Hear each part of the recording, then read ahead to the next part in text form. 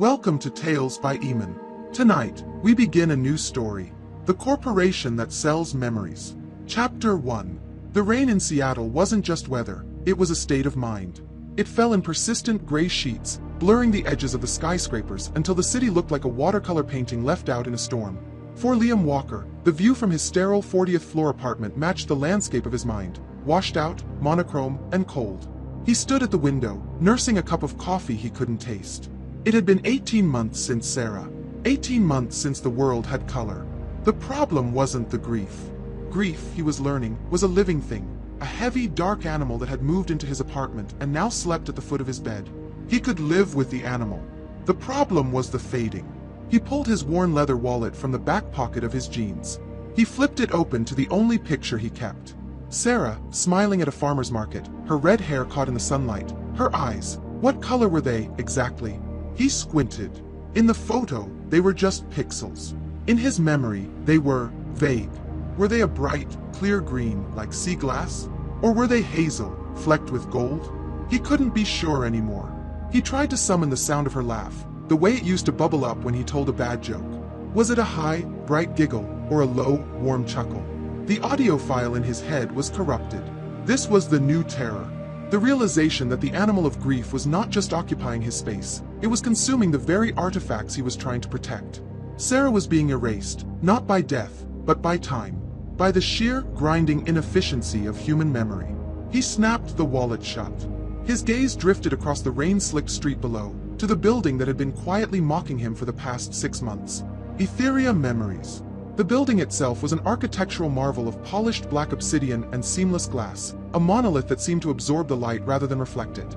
Its logo was etched in tasteful, holographic script above the entrance, a stylized neuron branching into a data tree. Etherea didn't just store data, it curated experiences. It was the forbidden fruit of the modern age. Everyone knew what they did. They had focus-grouped names for it: sensory reconstruction, legacy curation, assisted recall. The public called it digital ghosts. Liam had resisted. It felt grotesque, like a violation. Reliving a moment with a digital construct of Sarah felt like betraying the real, flawed, beautiful memories he still had. It was a crutch for the weak, a luxury for the desperate. He was now desperate. The fading was worse than the betrayal. He put his mug down, grabbed his gray trench coat, and didn't bother to check his reflection in the mirror. He already knew what he looked like, a man haunted, not by a ghost, but by the lack of one. The elevator ride down was silent, the air thick with the smell of recycled, sanitized air. He stepped out onto the wet pavement, the city's ambient hum washing over him. He crossed the street, the holographic Etherea logo shimmering through the downpour. The lobby was less an office and more a temple. The silence was absolute, broken only by the faint, rhythmic chime of an unseen water feature. The air smelled faintly of lavender and ozone. Behind a vast white marble desk sat a woman who looked too perfect to be human. Her name tag, projected subtly onto her lapel, read Ms. Albright. "Good morning," Ms. Albright said. Her voice was synthetically smooth, pitched at the exact frequency of reassurance. "Do you have an appointment?" "No," Liam said, his own voice sounding rough in the sterile quiet. I need to buy a memory." Ms. Albright didn't blink. She merely tapped a few illuminated controls on her desk. "Of course. You are looking for a retrieval consultation. Dr. Thorne has an opening in 15 minutes, if you'd care to wait." Liam nodded, and she gestured toward a sitting area. The chairs were ergonomic, uncomfortable in their perfection. A few other people were scattered around the room, all staring intently at their screens, all perfectly still. They didn't look sad. They looked vacant, like passengers in a terminal waiting for a train that would take them somewhere far away. 15 minutes later, to the second, Ms. Albright's voice called him. "Dr. Thorne will see you now. Floor 72. The elevator that took him up was different. It was private, plush, and played no music. It just moved, ascending through the heart of the obsidian tower. Dr. Eris Thorne's office was not the cold, clinical space Liam expected. It was warm, carpeted, and lined with books that looked real. A large window offered a staggering, godlike view of the storm-lashed city. Dr. Thorne himself was a man in his late 40s, dressed in a tailored wool suit, with kind eyes and a smile that seemed genuine. He looked less like a tech executive and more like a university professor or a high-end therapist. "Liam, thank you for coming in," Thorne said, shaking his hand. His grip was firm and warm. "Please, sit. Coffee." Water. I'm fine, thank you, Liam said, taking the leather chair opposite the desk. Etherea can be intimidating for a first-timer, Thorn began, steepling his fingers. I want you to know that what we do here isn't magic. It's science. We are, at our core, preservationists. I want to see my wife, Liam said bluntly. Thorn nodded, his expression shifting to one of practiced empathy. Sarah. Yes. I reviewed the preliminary file Ms. Albright forwarded. The accident was sudden. I am truly sorry for your loss. Liam tensed. You don't need to. You're right. I don't, Thorn said, holding up a hand. I am not a grief counselor. I am a technician. My job is to give you back what you've lost. Not forever, but for a visit. He swiveled his chair to a large, wall-mounted screen. Here's how it works. We don't create memories. That would be fiction. We retrieve them. We use your existing neural pathways, the ones that are fading, as you put it in your intake form. How? We build a framework. We call it a digital anchor. We harvest data, photos, videos, social media posts, emails, anything you can provide. Your brain, Liam, has all the sensory data. It's just disorganized. The files are scattered. We find them, we collate them, and we present them to your consciousness in a way that feels identical to the original experience. He turned back to Liam. What moment are you looking for? Liam's throat felt tight. The day we met. At the Pike Place market. She was buying flowers. Peonies. I bumped into her. She dropped them. That's excellent, Thorn said, a genuine spark in his eyes. That's specific. Conflict, sensory details, flowers, the market sounds, the crowd. Do you have a photo from that day? No, Liam said. But I remember the dress she was wearing. It was yellow. Perfect. Thorn typed into his console. We can cross-reference that with digital receipts, weather archives for that day, public transit logs. We will build the world, Liam. Your brain will populate it with Sarah. Will it? Will it be her? Thorn paused. He leaned forward, his voice dropping. It will be your memory of her. We filter out the imperfections. The memory you buy will be pristine. The coffee will taste exactly as you remember it. The flowers will smell exactly as you remember them. Her laugh will be clear as a bell. It is your past, perfected. Liam felt a dangerous, intoxicating wave of hope. It was a drug, and Thorn was the dealer. There is, of course, the paperwork, Thorn said, sliding a thin, translucent tablet across the desk. Standard liability waiver. Etherea Memories is not responsible for emotional discrepancies, memory alteration, or reliance. We recommend no more than 1 session per week to maintain a healthy baseline with reality. Liam barely read the glowing text. He just scanned for the price. It was astronomical. It would cost him almost all of his savings. He looked from the price to the window, at the gray, faded city. Then he looked at Dr. Thorn, whose smile was patient, understanding. Her eyes were green, Liam said, testing the words. Like sea glass. They will be, Thorn confirmed. Liam picked up the stylus. The digital ink glowed blue as he signed his name. Excellent, Dr. Thorn said, taking the tablet. Ms. Albright will schedule your first retrieval. I promise you, Liam. You won't regret this. Liam stood up, his legs feeling unsteady. He walked out of the warm office, back into the cold elevator, and down into the sterile lobby. Ms. Albright handed him a small, heavy card with a date and time for the following day. He pushed open the heavy glass doors and stepped back out into the rain. The air felt colder, the city grayer. He clutched the appointment card in his hand, unsure if he had just bought his salvation, or taken the first step into a beautiful, terrifying abyss. The following afternoon, the rain had subsided into a cold, metallic drizzle. Liam returned to the Etherea Tower feeling a nauseating mix of dread and electric anticipation. He felt like a man about to jump from a plane, trusting a parachute he had only read about. Ms. Albright greeted him with the same placid, synthetic smile. Mr. Walker, we are ready for you. Retrieval Bay 4. She led him not to the elevators, but through a set of frosted glass doors behind her desk. The corridor beyond was silent, carpeted in a deep charcoal gray that muffled his footsteps. The walls were not walls, but softly glowing panels that emitted a light calibrated to be calming. The air was cool and held the faint, sterile scent of a hospital, masked by the same ozone and lavender from the lobby. Retrieval Bay 4 was a small, circular room. In the center sat a single piece of furniture, a large reclining chair that looked more like a pilot's acceleration couch than a piece of medical equipment. It was made of white, seamless polymer, contoured to the human body. A different technician was waiting for him. He was young, dressed in white scrubs, and introduced himself only as David. His demeanor was professional but detached. "Mr. Walker, please have a seat," David said, gesturing to the chair. "The chair will recline automatically once the session begins. I'll be attaching several lightweight sensors to your scalp and temples. They are non-invasive. You will feel a slight tingling, followed by a sensation of coolness. That's just the interface calibrating." Liam sat down. The polymer was cool to the touch, but instantly began to warm, molding slightly to his back. Dr. Thorne explained the process, correct? David asked, his hands moving quickly and efficiently, swabbing small patches of Liam's skin with an alcohol wipe. "He said, you'd built a framework," Liam murmured, his heart hammering against his ribs. "Correct. We call it the digital anchor. Your neural scan this morning gave us the pathways. Your provided data, emails, a few old pictures, public records from the date you specified, gave us the environment.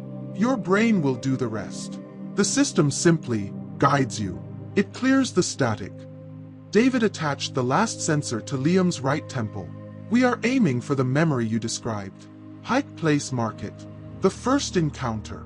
The system will locate the strongest associated neural signal and begin the playback."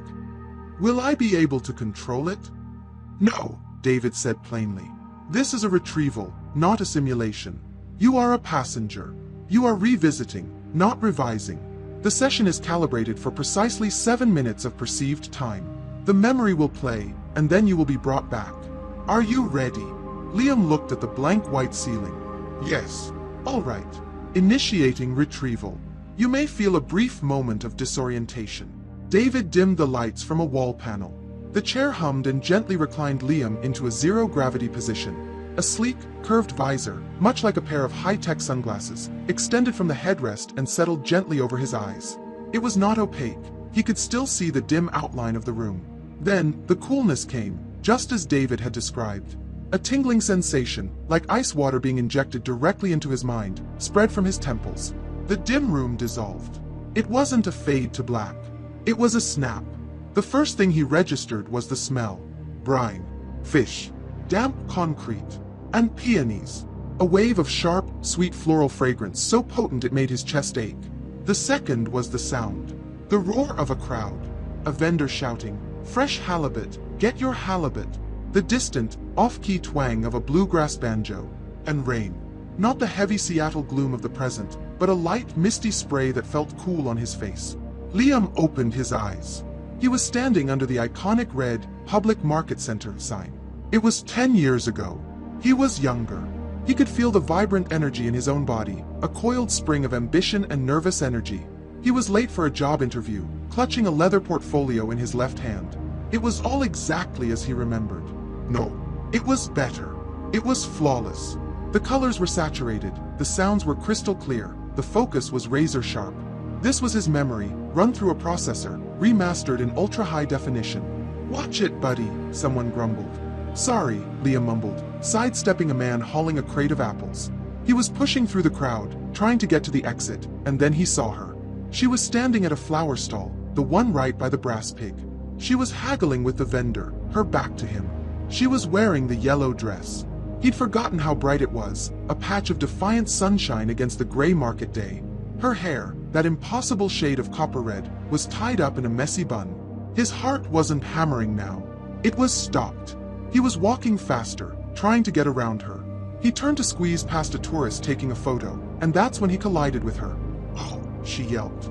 The large conical paper wrapping of pink and white peonies flew from her grasp. They scattered across the wet concrete, a splash of impossible color on the grimy floor. "Oh my God, I'm so sorry," Liam said, dropping his portfolio to help her. "I wasn't looking, I'm late, He stopped. She had bent down at the same time, and as she looked up, her face just inches from his, the entire world compressed to a single point.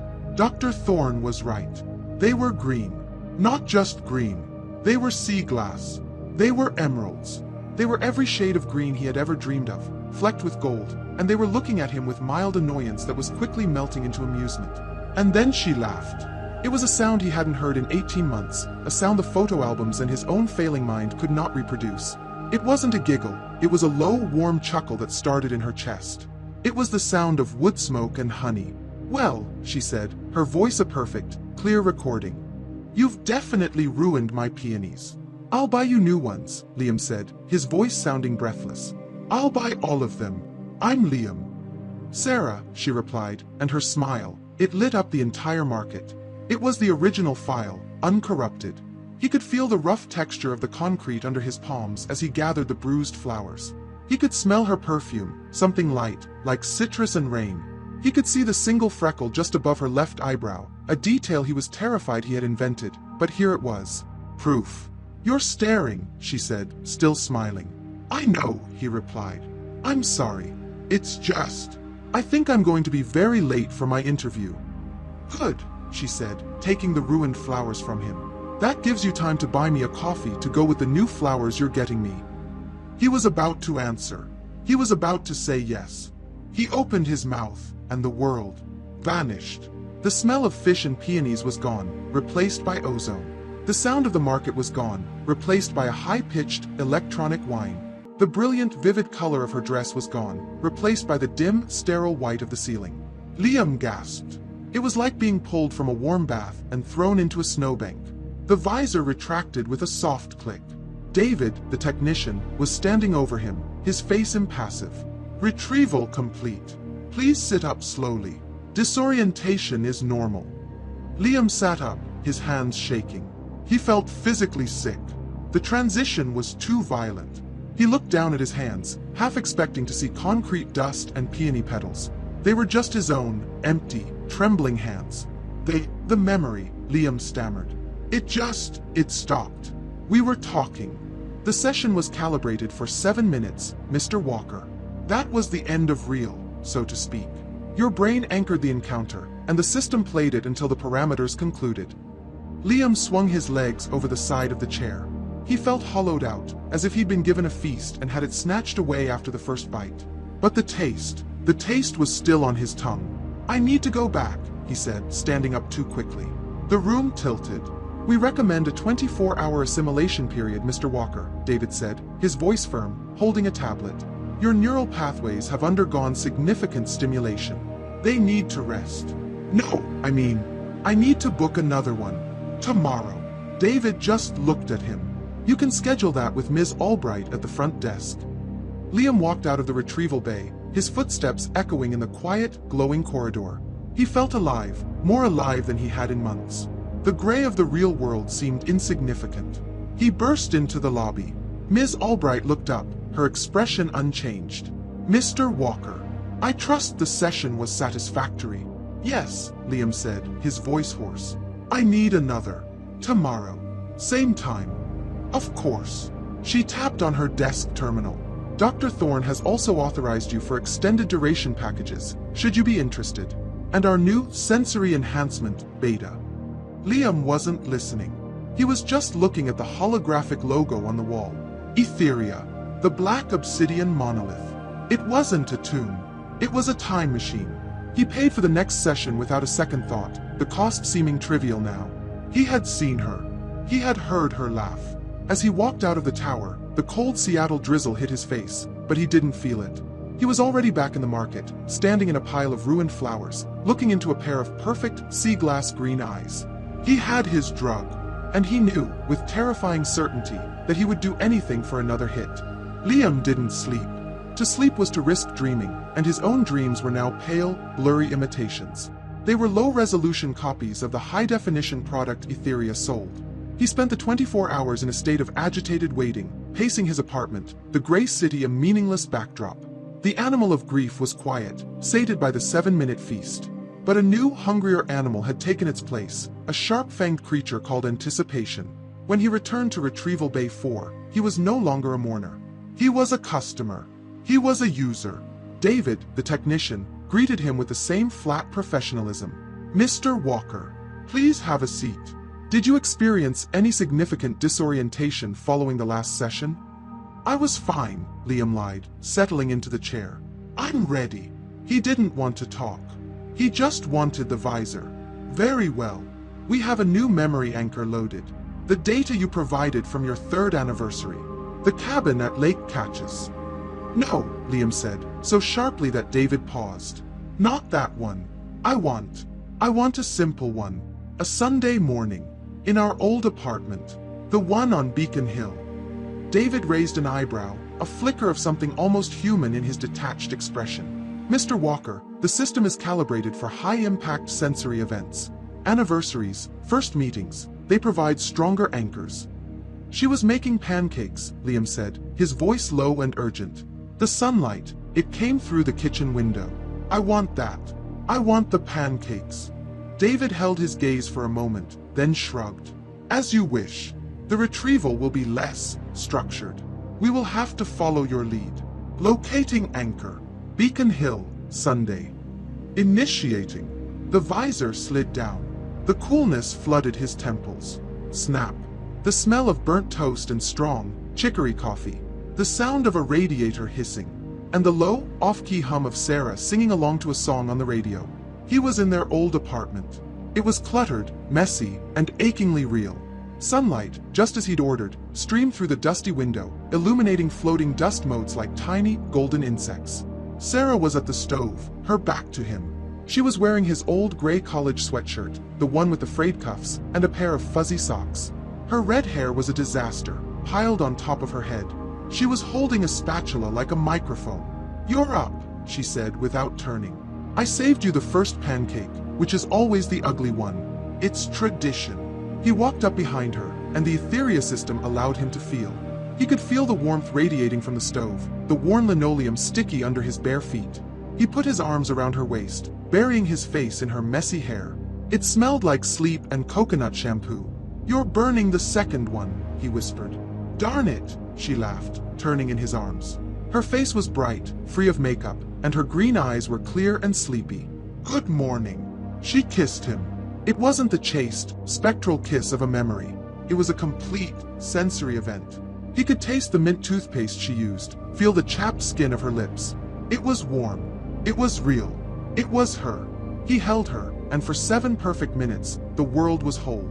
They ate the burnt pancakes standing at the counter, arguing about whose turn it was to do the dishes, and he watched the sunlight catch the gold flecks in her eyes. It was mundane. It was trivial. It was everything he had lost. Snap. The white ceiling of Retrieval Bay 4 slammed back into view. The smell of coffee was gone, replaced by the sterile bite of ozone. This time, the withdrawal was a physical blow. Liam doubled over in the chair, a ragged sob tearing from his chest. The emptiness that rushed in to fill the void of her presence was a howling, cavernous vacuum. The session is complete, David's voice said, seemingly from a great distance. Mr. Walker? The 7-minute parameter is a biological safeguard. We need to detach the sensors. It's not enough, Liam choked out, pushing the technician's hand away. It's not enough. He stumbled out of the bay, ignoring David's calls to sit and acclimate. He bypassed the lobby, taking the private elevator straight to the 72nd floor. He slammed his hand on the reception desk outside Dr. Thorne's office. I need to see him. Now. The receptionist looked startled, but Thorne must have had a standing order. A moment later, the door to the warm, book-lined office opened. Dr. Thorne was standing by his window, looking down at the city. Liam, I was wondering when you'd be back. A second retrieval in 2 days. You're enjoying the service. It's not enough, Liam repeated, standing in the middle of the room, trembling. 7 minutes. It's torture. It's like showing a starving man a picture of a banquet. Thorne turned, his face a mask of careful empathy. I understand. The transition is jarring. That is why we recommend the assimilation period.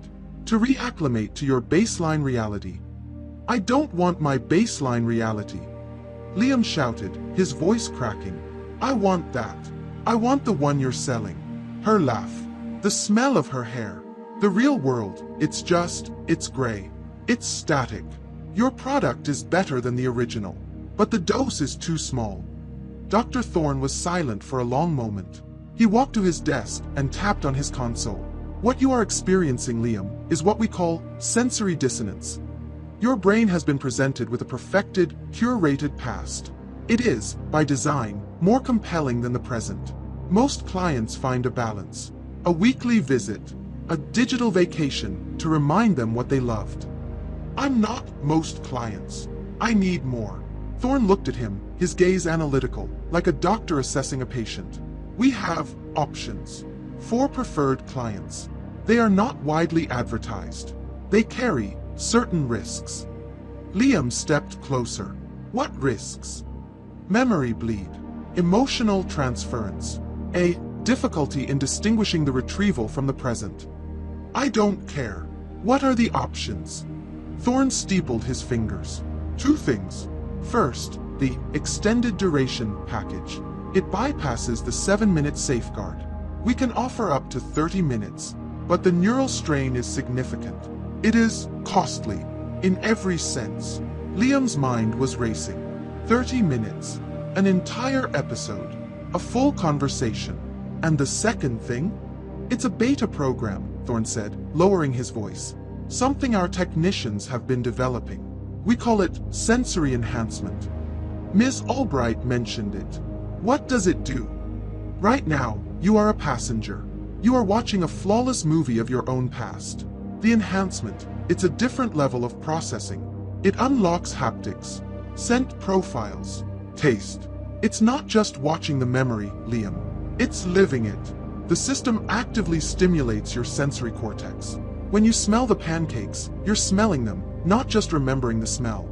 The difference is profound. Liam felt a thrill, a cold, sharp spike of pure need. To not just see her, but to feel her kiss, to smell her hair, with perfect fidelity. But it's dangerous, Thorne continued, his voice a soft, velvet warning. The brain becomes accustomed to that level of stimulation. Your baseline reality, the gray you're seeing now, it will seem like a black and white film. Faded, mute, tasteless. The bleed is more significant. You might be at your desk at work and suddenly smell her perfume. You might lose track of which now you are in. I'll take it, Liam said. No hesitation. I want the extended duration, and I want the sensory enhancement. Dr. Thorne studied him. He didn't look like a pusher. He looked like a concerned physician. Liam, I must advise you, as the head of this department, to take a week. Assimilate. Re-engage with your life. Dr. Thorne, Liam said, his voice flat and cold. My life is a 40th floor apartment that smells like nothing, a job I can't focus on, and coffee I can't taste. You are the only one selling anything that feels real. I want the upgrade. Whatever it costs. Thorne held his gaze, then nodded slowly, a deep professional sadness in his eyes. Or perhaps it was satisfaction. Liam couldn't tell. Very well, Thorne said, tapping on his tablet. I have authorized the upgrade. Your account will be debited. Ms. Albright will schedule your first enhanced session. But Liam, be careful. Some doors, once opened, are very difficult to close. Just get it ready, Liam said, turning to leave. He walked out of the office, his heart pounding not with fear, but with a euphoric, terrifying victory. He hadn't just bought a memory. He had bought a better world. And he was never going back to the gray one if he could help it. It took 2 days to calibrate the new session. 2 days that Liam spent in a self-imposed prison, not eating, not working. He'd left a vague message for his boss at the architectural firm, claiming a severe migraine. It wasn't entirely a lie. The real world did feel like a migraine, a dull, throbbing, colorless ache. The only relief was the thought of the black tower across the street. When his appointment card finally chimed on his phone, he was out the door in seconds, not even bothering with his coat. This time, he was not taken to Retrieval Bay 4. Ms. Albright, with a look of something new, perhaps respect for a high-value client, personally escorted him to the executive wing. The room was different, larger. The walls were a soft, dark gray. The chair in the center was the same white polymer, but it was flanked by a complex, articulated chrome armature that Liam hadn't seen before.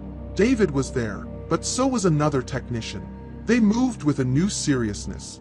Mr. Walker, David said, his voice as flat as ever. This is the sensory enhancement suite. The process is more involved. We will be using the standard neural interface, but also a dermal feedback system. The chair will regulate your temperature, and the armature will provide haptic resistance and texture simulation. It will feel entirely real. Dr. Thorne has authorized 30 minutes. Liam's mouth was dry. He just nodded, getting into the chair. It felt colder than the last one. David began attaching the familiar sensors to his temples, but the other technicians started applying small, gel-like pads to his palms, his forearms, and his chest. The haptic feedback can be disorienting, David warned, his voice sounding like a legal disclaimer. You will feel the heat from a fire, the cold of a glass. If you were to, say, touch a memory of a hot stove, the system would simulate the pain. Your brain will not know the difference. Do you understand? I understand, Liam said. The cabin. Lake catches. Our 3rd anniversary. Anchor loaded, the new technician said. David leaned in, his face close to Liam's. 30 minutes, Mr. Walker. The system will give you a 1-minute warning, an auditory cue, before retrieval ends. Try to prepare yourself. The extraction will be abrupt. Liam barely heard him. He just wanted to go. The visor slid down. This time, there was no gentle snap. It was a full-body lurch. It felt like falling, then landing softly on his feet. He was standing on a rough-hewn wooden porch. The air was not recycled, sterile ozone. It was sharp, cold, and smelled overwhelmingly of damp pine needles and wood smoke. He could feel a cold November breeze cutting through his flannel shirt. He looked down. He was wearing his old boots. He heard the creak of the screen door behind him. I thought you'd vanished, a voice said. He turned. Sarah was standing in the doorway, wrapped in her favorite thick, red wool sweater. The light from the cabin's living room illuminated her, turning her hair into a halo of fire. Just getting some air, Liam said. His voice was his own, but it was his voice from 5 years ago, stronger, happier. Well, get back in here. The fire's perfect, and I'm opening the wine. He followed her inside. The haptic system kicked in, and the transition was staggering. The cold air of the porch was instantly replaced by a wave of radiant heat from the stone fireplace. He could feel the warmth on his face. The air inside smelled of the fire, the old wood of the cabin, and something else. Are you cooking? He asked. Just cheese and bread. But I brought that chocolate we like. The kind with the chili in it. He saw the bottle of wine on the counter, a deep, dark Cabernet. He picked it up. The glass was cool and heavy, the weight in his hand perfectly, precisely real. I can't believe we got this place for the whole weekend, Sarah said, sinking into the old sofa, pulling her legs up under her. Liam sat down next to her. The sofa cushions were lumpy. He could feel the scratchy wool of her sweater as his arm brushed against hers. This wasn't a memory he was watching. This was a place he was. To 3 years, he said, pouring the wine. He handed her a glass. Their fingers touched. Liam froze. Her skin was warm. He could feel the light pressure of her fingertips against his. It wasn't a simulation. It was her. He instinctively tightened his grip, a desperate, sudden movement.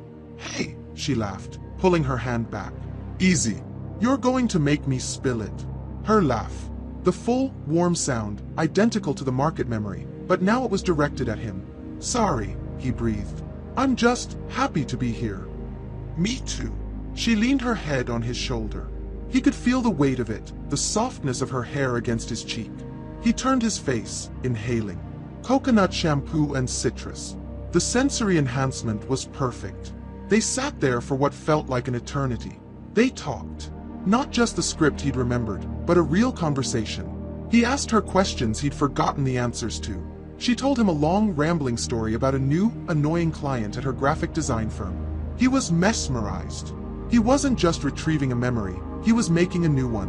Where do you think we'll be? She murmured, staring into the fire. In 10 years. Will we still come here? Liam's throat closed.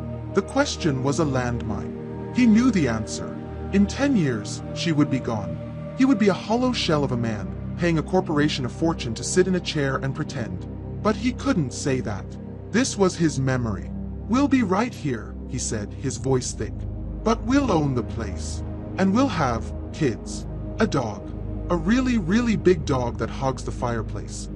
She smiled, a slow, beautiful smile, and turned to kiss him. This time, it wasn't the brief, chaste kiss from the pancake memory. It was real. The taste of the Cabernet was on her lips, sharp and sweet. It was a kiss he could lose himself in, a kiss that healed every broken part of him. He held her, the smell of her hair, the taste of the wine, the heat of the fire, the sound of her breathing. It was a symphony of sensory input, and his brain was drinking it in, every last drop. Beep beep. A soft, digital chime. In his ear. Liam flinched. Sarah didn't seem to notice. "What's wrong?" she asked, seeing his expression change. "Nothing," he said, pulling her closer, his heart beginning to hammer. "Nothing at all." Auditory cue. Retrieval concluding in 1 minute. The voice was calm, female, and digital. It echoed inside his head, a grotesque intrusion. Sarah, still nestled against him, continued to talk about the dog. "No," Liam whispered. "No, not yet." He kissed her again, this time with a desperate, frantic energy. He tried to memorize the feel of her lips, the wool of her sweater, the heat from the fire. He was trying to pour 30 minutes of sensation into a thimble. "Liam, what's wrong?" she said, pulling back, her green eyes wide with confusion. "You're scaring me." Retrieval concluding in 10, 9, 8. "I'm sorry, Sarah," he said, clutching her hands. "I love you. I love you so much." "I love you too," she said, looking baffled. "What's happening?" 3, 2, 1. It wasn't a snap. It was a guillotine. The warmth, the smell of pine, the weight of her hand in his, all of it was severed in a single brutal instant. He was back in the dark gray room. The visor retracted. He gasped, but the air was cold, sterile, and thin. It had no substance. He looked at his hands, expecting to see her. They were empty, slick with the gel from the haptic pads. A violent wave of nausea, a sensory vertigo, washed over him. He lurched forward, gagging. The sudden, total deprivation was a physical assault. "Steady, Mr. Walker." David was at his side, holding his shoulder. The technician's hand felt like cold, dead plastic. "Breathe. Just breathe. The first enhanced extraction is the most difficult." Liam pushed him away, stumbling out of the chair. The floor felt unreal, flat and dead beneath his feet. The lights of the room were painfully bright, but they cast no warmth. He felt numb. He felt like he'd been unplugged. It was perfect," he whispered, leaning against the wall. "It's designed to be," David said, already beginning to clean the haptic sensors. "Ms. Albright has your next week's schedule. Dr. Thorne has requested you take a full 48 hours to assimilate this time." The neural load was substantial. Liam didn't answer. He walked out of the suite in a daze. He rode the elevator, walked through the lobby, and out onto the Seattle street. The world was gone. The city wasn't gray anymore. It was a black and white photograph. The cars made noise, but it was thin, like a bad recording. The rain on his face was just wet. It had no temperature. He had broken his reality. He walked the 4 blocks to his apartment, his body on autopilot. He stood in his living room, staring at the window. He was a ghost in his own life. He sat on his sofa. He could still feel the phantom warmth of the fireplace. He could still taste the Cabernet. Then, he smelled it. Faint, but undeniable. Wood smoke. He sat up, his heart leaping. He looked around. His apartment was cold. The windows were closed. But the smell was there, clear as a bell. The rich, sharp scent of the pine fire from the cabin. Thorne's warning. Memory bleed. Liam closed his eyes. He wasn't in his apartment. He was on the porch. He could hear the wind in the trees. A slow smile spread across his face. It wasn't a side effect. It wasn't a bug. It was a feature. It was a free echo. He didn't need to be in the chair to be with her. Etherea had given him the key, and now the door was open. He took a deep breath, smelling the phantom smoke, and for the first time in 18 months, he didn't feel gray. He felt wonderful. The 48-hour mandatory assimilation period was a new kind of purgatory. Liam didn't just wait, he hunted. He paced his silent, monochrome apartment, chasing the echoes. He would sit perfectly still for an hour, concentrating, until he could summon the faint, phantom scent of pine and wood smoke. He would close his eyes, and if he focused hard enough, he could conjure the memory of the cabin's warmth on his skin. These echoes, the memory bleed Thorne had warned him about, were no longer side effects. They were the main event. They were his life support, the frail bridge connecting one glorious 30-minute retrieval to the next. On the 3rd day, he forced himself to go to work. His firm, Jensen and Haas, specialized in sustainable high-rise architecture. It was a job he used to love, a world of precise angles, material science, and the tactile reality of concrete, steel, and glass. Now, it was a joke. He sat at his drafting monitor, staring at a 3D model of a new waterfront condominium. The lines, once so clean and definitive, looked fake. The rendered textures of brushed steel and reclaimed wood felt flat, like a child's drawing. "Liam, You're back. Liam flinched. The voice was too loud, too sharp. It was Mark, his project partner and before all this, his best friend. Mark had been the best man at his wedding. Hey, Mark. Yeah. Migraine's gone, Liam mumbled, not taking his eyes from the screen. Good man, good. We missed you. I was worried, Mark said, pulling up a stool. He smelled of coffee and something else, a sour-sweet scent. His aftershave. Liam found it offensive. Listen, we need to talk about the setback on level 12's cantilever. The new load calculations are... Mark kept talking. Liam nodded, but he wasn't listening. He was looking at the way the light from the office window hit Mark's face. It was all wrong. It was a flat, fluorescent white. It had no warmth, no depth. It wasn't like the golden, dusty sunlight from the Beacon Hill apartment. So I told them we'd have to re-engineer the supports.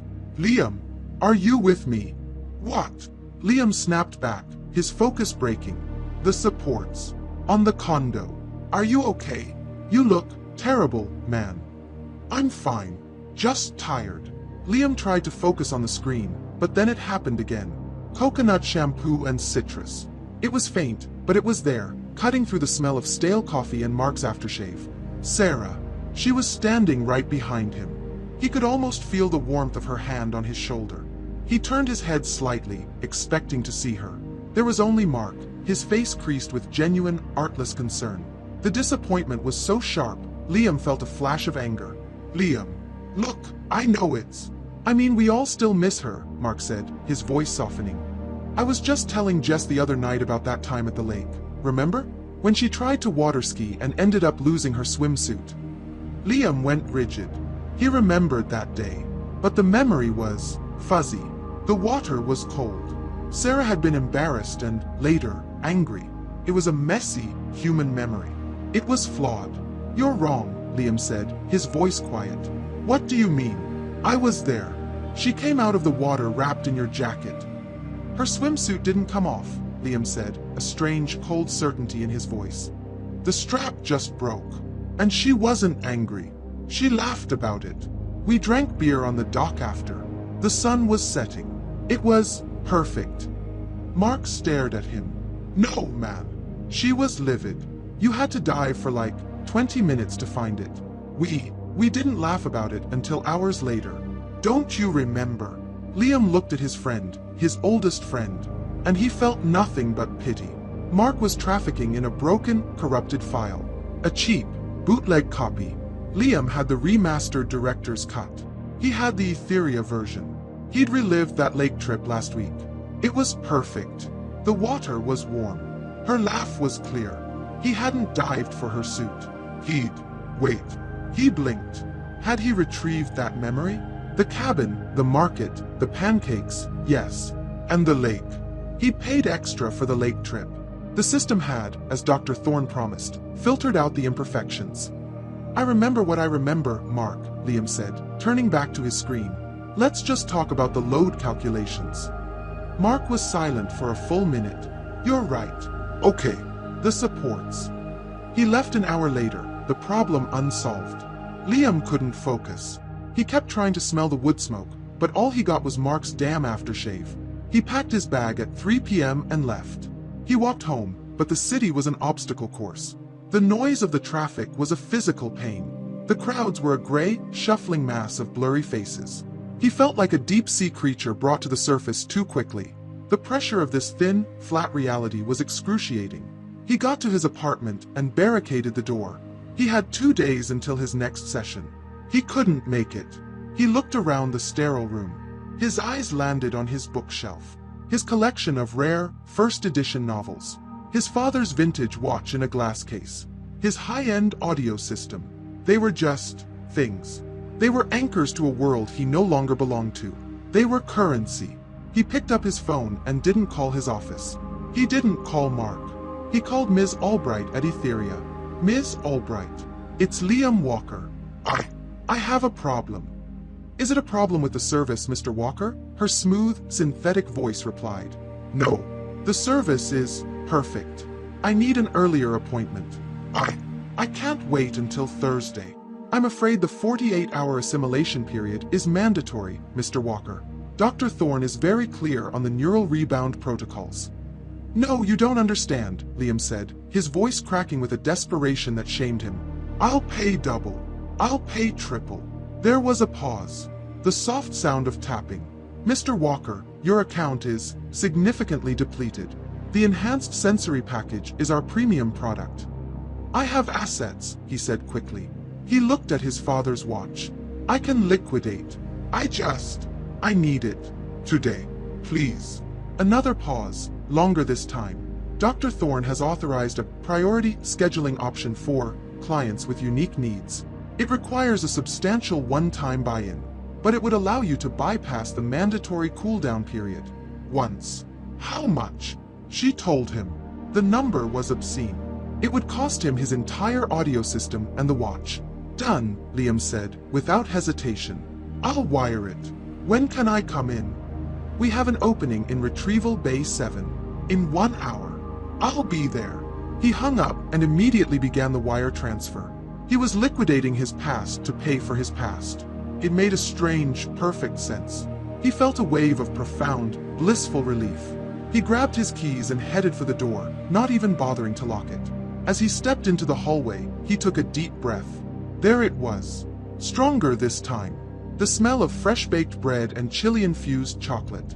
The heat of the cabin fireplace. She was waiting for him. He was a ghost in the real world, but in the world of Etherea, he was finally, truly, alive. He walked toward the elevator, a man sprinting toward his own beautiful, digital grave. Liam arrived at the Etherea Tower less than an hour after the call, breathless, his hands shaking. He hadn't just wired the money, he had dumped it, a frantic liquidation of his assets. He felt the cheap hollow high of a gambler pushing all his chips onto the table. He didn't need to check in. Ms. Albright was already standing by the frosted glass doors, her posture one of serene efficiency. Mr. Walker, your priority session is ready. Base 7, as discussed. Her voice was identical, but her eyes, he thought, tracked him with a new proprietary interest. He was no longer a walk-in. He was a long-term investment. Retrieval Bay 7 was in a different wing. It was isolated. The chair was the same, but the surrounding tech was more aggressive. The chrome armature was bulkier, with more attachment points. David was waiting for him, but his expression had changed. The detachment was still there, but it was overlaid with a profound, clinical weariness. He looked like a man who had seen this exact story play out 100 times. Mr. Walker, David said. He didn't ask how Liam was. He didn't mention the bypassed protocol. He just held up the sensor pads. Priority bypass means we skip the standard neural acclimation. It will be jarring. Anchor. Liam was already in the chair, pulling up his sleeve. The apartment. Beacon Hill. Just a normal night. A Tuesday. We were watching a movie. David nodded, his fingers moving with practiced speed. The mundane package. It's a common request for enhanced clients. The system will find the strongest signal for domestic routine. He snapped the last haptic pad onto Liam's chest. No 1-minute warning on a priority run, Mr. Walker. The extraction will be immediate. You'd best be ready for it. Initiating. The visor dropped. The world didn't snap. It shattered. There was a half-second of agonizing, digital static. A roar of white noise. And then, peace. He was on their sofa. The old, lumpy one with the worn armrest. He could feel the familiar give of the cushion under his weight. He was wearing his gray sweatpants. A heavy knitted blanket was pulled over his legs, and it was warm. Sarah was tucked against his side, her feet, in fuzzy pink socks, propped up on the coffee table. She was wearing his sweatshirt again. A large bowl of popcorn sat between them, and he could smell the buttery, salty steam rising from it. On the television, a terrible, low-budget action movie was playing. A car just exploded in a fireball that was clearly stock footage. Oh, come on, Sarah's voice said. She was so close, he could feel the vibration of her words against his ribs. He didn't even look at the explosion. Who does he think he is? Liam laughed. A real, deep laugh that came from his belly. It's a classic. It's art. You have to respect the craft. This isn't craft, this is a crime, she said, stealing a handful of popcorn. That guy's hair is a bigger threat than the villain. Liam ate a piece of popcorn. The haptic system wasn't simulating. It was. He could taste the kernel, the artificial butter, the salt. It was stale. It was perfect. He leaned his head back, his arm draped around her. He could smell her hair, the coconut shampoo, slightly faded at the end of the day. This was not a grand, cinematic moment. It was a Tuesday. It was worthless. It was everything. "You're quiet," she murmured, shifting to look at him. Her green eyes. In the dim light of the TV, they were dark, soft, and completely, totally his. "Just happy," he said, his voice thick. "Just really, really happy to be right here." "Good," she said, her smile gentle. "Because you're on dish duty." "Not a chance. We'll flip for it." "Fine." She settled back against him. The movie played on. Explosions. Bad dialogue. He held her, his senses flooded. The weight of her head on his shoulder. The warmth of the blanket. The taste of the salt. The sound of her quiet, steady breathing as she started to drift off to sleep. He was home. He was whole. This was worth his father's watch. This was worth his job. This was worth. Extraction initiated. The voice was not a chime. It was a cold, digital command. "No," Liam gasped. Sarah's eyes shot open. "No what?" "Liam!" He grabbed her. He clutched the knitted blanket, trying to take it with him. "No. I just got here. I paid. Liam, what are you talking about? You're scaring me again." Her face, so perfect and calm, was now twisted in fear. The memory was breaking. The file was corrupting. And then she was ripped away. The world was annihilated in a flash of white, sterile light. He was in the chair. A violent, full-body tremor seized him. He wasn't just cold, he was freezing, as if he'd been submerged in ice. The haptic pads felt like burns on his skin. "Vitals critical, stabilizing," David's voice said from far away. "Mr. Walker, you have to breathe. You're hyperventilating. The session is over." Liam tore the visor from his face. He was slick with sweat. The gray room was tilting. It's not." She was scared, he stammered. "It's called anchor fragmentation, Mr. Walker," David said, already detaching the sensors, his voice devoid of sympathy. "You showed resistance. The system registered your distress as part of the memory file. It's a known complication of priority bypass. The memory is now compromised." "You mean I can't go back?" Liam whispered, horrified. "You can, but it will always end that way now. Her being afraid. We'll have to find a new anchor. Your account is empty, Mr. Walker. You'll need to see Ms. Albright to reauthorize." Liam stumbled out of the chair, his legs like jelly. He had not just lost the memory. He had broken it. He had ruined it, just as he had ruined his life. He managed to get to the elevator, leaning on the wall. He felt hollowed, desecrated. The elevator doors opened to the lobby. He staggered out. The real world was no longer black and white. It was worse. It was a blizzard of digital static. The edges of the marble desk seemed to vibrate. The light from the logo hummed, a sound that hurt his teeth. His phone buzzed in his pocket. He pulled it out. A text message from Mark. "Liam, I'm outside your apartment. I'm calling the cops if you don't answer. This isn't funny anymore." Liam stared at the glowing letters. They seemed to float above the screen. Then, they rearranged themselves. The text from Mark dissolved and reformed. It was Sarah's handwriting, neat and slanted. A to-do list. Pick up milk, call mom, finish the design. "No," Liam whispered, shaking his head. He squeezed his eyes shut. When he opened them, it was Mark's text again. But the static was worse. He looked up, toward the exit. Ms. Albright was at her desk, watching him. "Will you be reauthorizing, Mr. Walker?" she asked. Liam looked at her. And her face, it wasn't hers. It was Sarah's. It was Sarah sitting behind the marble desk, wearing Ms. Albright's suit, a cold, placid smile on her perfect, sea-glass green eyes. "We're waiting for you, Liam," she said, her voice a perfect, terrifying blend of Sarah's warmth and Ms. Albright's synthetic chill. "You're late." Liam let out a strangled cry. He turned and ran, slamming through the glass doors. He stumbled onto the wet pavement, gasping for air. The city was a nightmare of noise and broken light. The memory bleed was no longer a comforting echo. It was an invasion. The digital ghosts were no longer in the machine. They were out. They were in his head. And they were waiting for him. Liam ran. He didn't know where he was going. He just sprinted through the rain-slicked Seattle streets, a man trying to outrun his own mind. The city was a visual assault. The neon signs of storefronts weren't just bright. They screamed, their colors bleeding into the air like wet ink. The sound of a bus's air brakes was a physical punch to his ears. He was a sensory nerve, exposed and raw.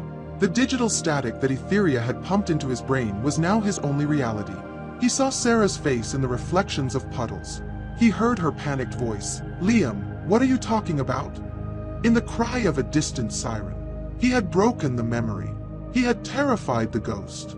He finally reached his apartment building, his lungs burning. He fumbled with his key, his hands shaking so violently it took him 3 tries to get the door open. He stumbled into the lobby, and the digital distortion followed him. The bland, beige wallpaper seemed to crawl with faint, moving text. As the elevator doors opened on his floor, he heard it. A frantic, rhythmic pounding. Liam, I swear to God, open this door or I'm calling the super. I know you're in there." It was Mark. Liam froze. Mark was a person from the before, from the gray, flat world. He was an artifact from a life that no longer mattered. The pounding stopped. Mark must have heard him. "Liam, is that you? Open the door. Now." Liam mechanically unlocked his apartment door. It swung open, revealing Mark, his face pale and creased with a mixture of terror and fury. He was holding his phone in a white-knuckled grip. "My God," Mark breathed, his eyes wide, taking in Liam's appearance. Liam knew what he must look like. Drenched, hyperventilating, his eyes wide and unfocused, still seeing the static crawling on the walls. "Where have you been?" Mark demanded, pushing past him into the apartment. "I've been here for an hour. Your boss called me. You're gone. You're..."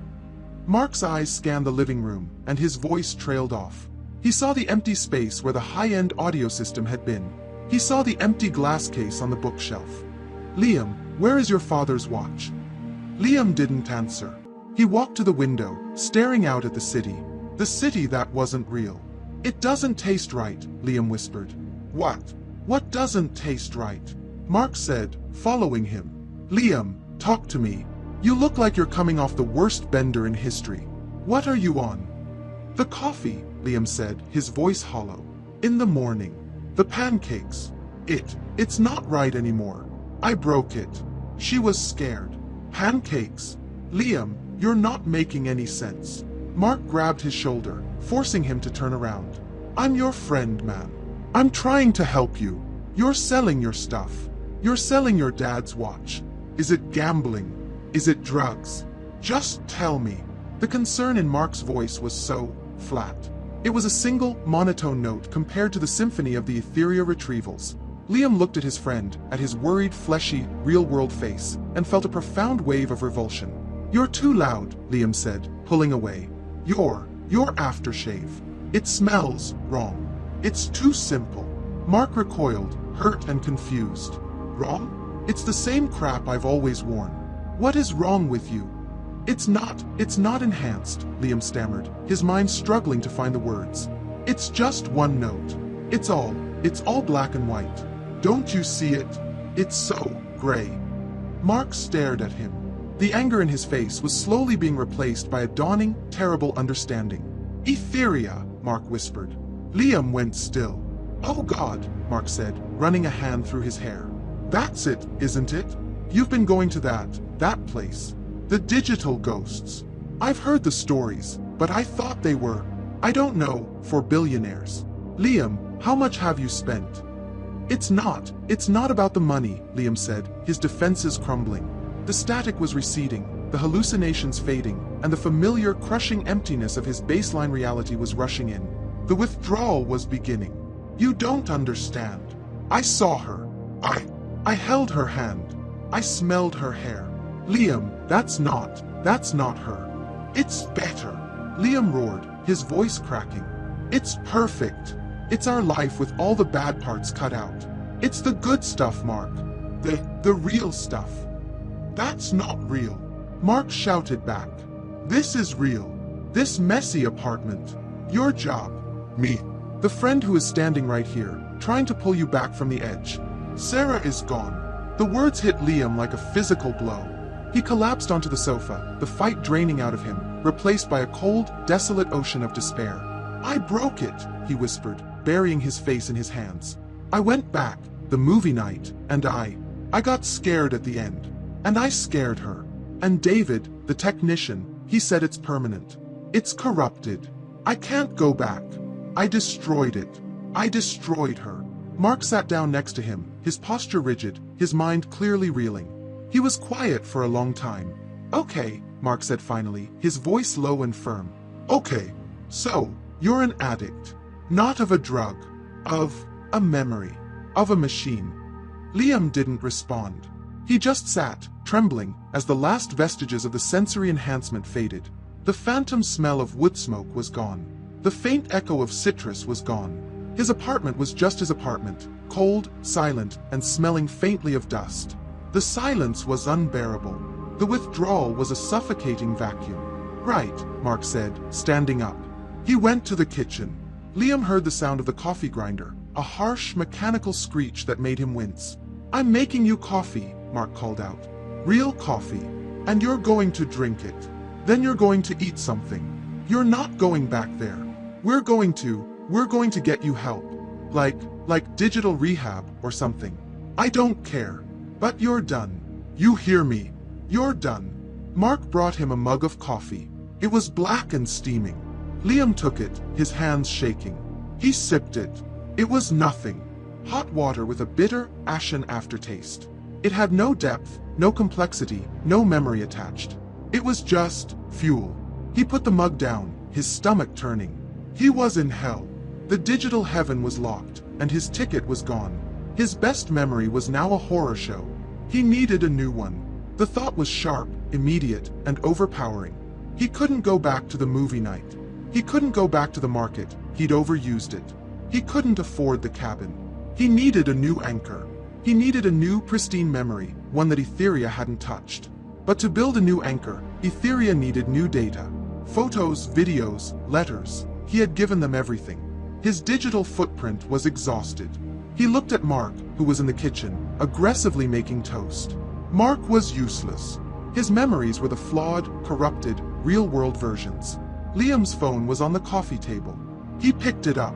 His fingers moved on their own, scrolling through his gallery. Past the photos he'd given Etherea. Past the photos of him and Sarah. And then he found it. A photo he had forgotten. A photo he hadn't provided. It was from Sarah's 30th birthday party. Sarah, her face flushed with laughter, was holding up a champagne flute. And next to her, her arms slung around her shoulder, was her sister. Jessica. Jessica, who looked so much like her. Jessica, who shared 1,000 memories he wasn't a part of. 1,000 private jokes. A childhood. A new, untapped, pristine data mine.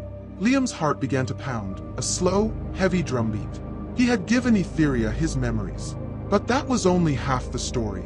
He swiped from the photo to his contact list. Jessica. Her number was still there. He looked at Mark, who was now just a gray, blurry shape in his kitchen.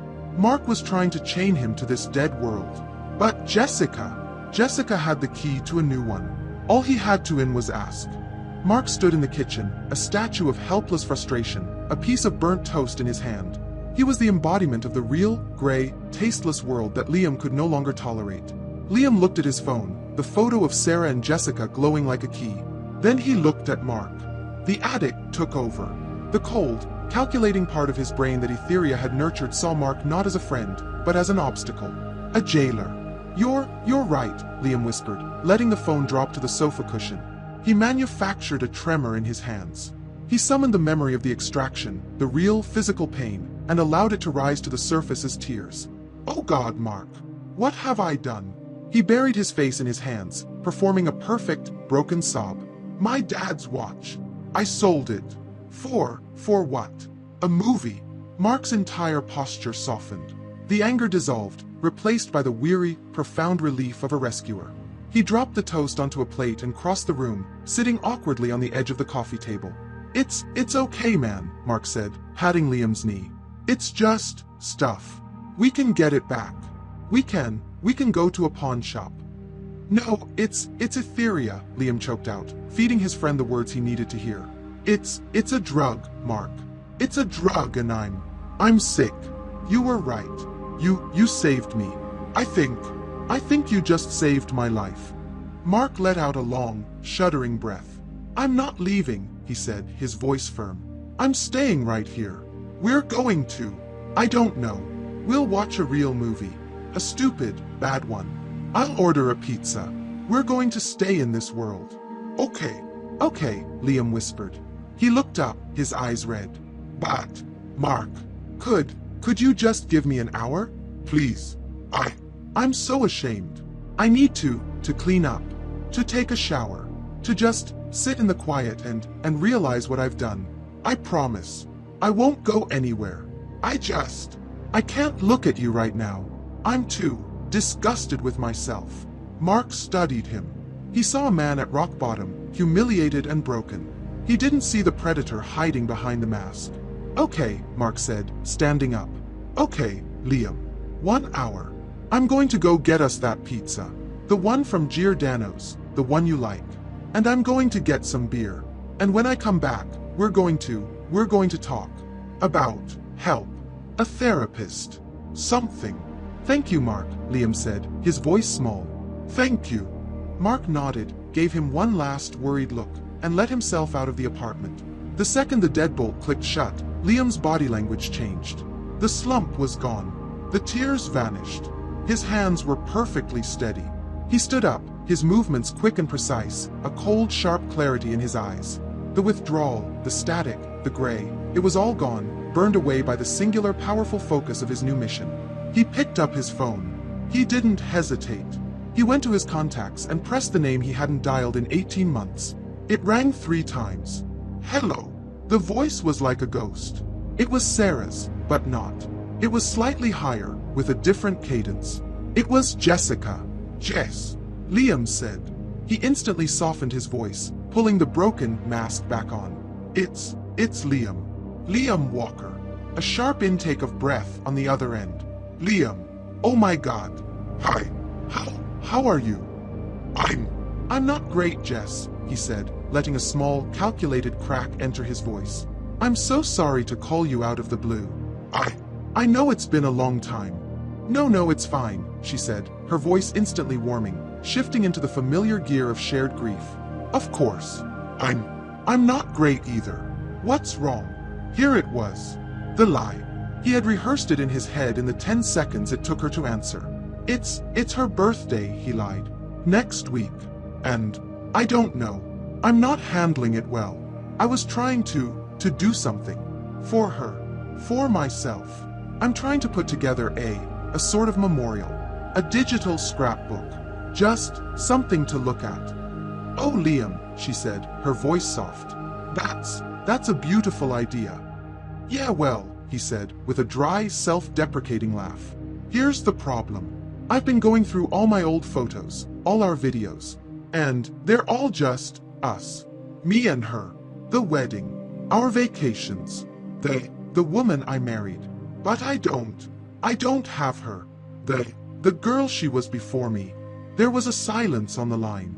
He'd struck the right chord. I don't have any pictures of her with her braces, Liam continued, pressing his advantage.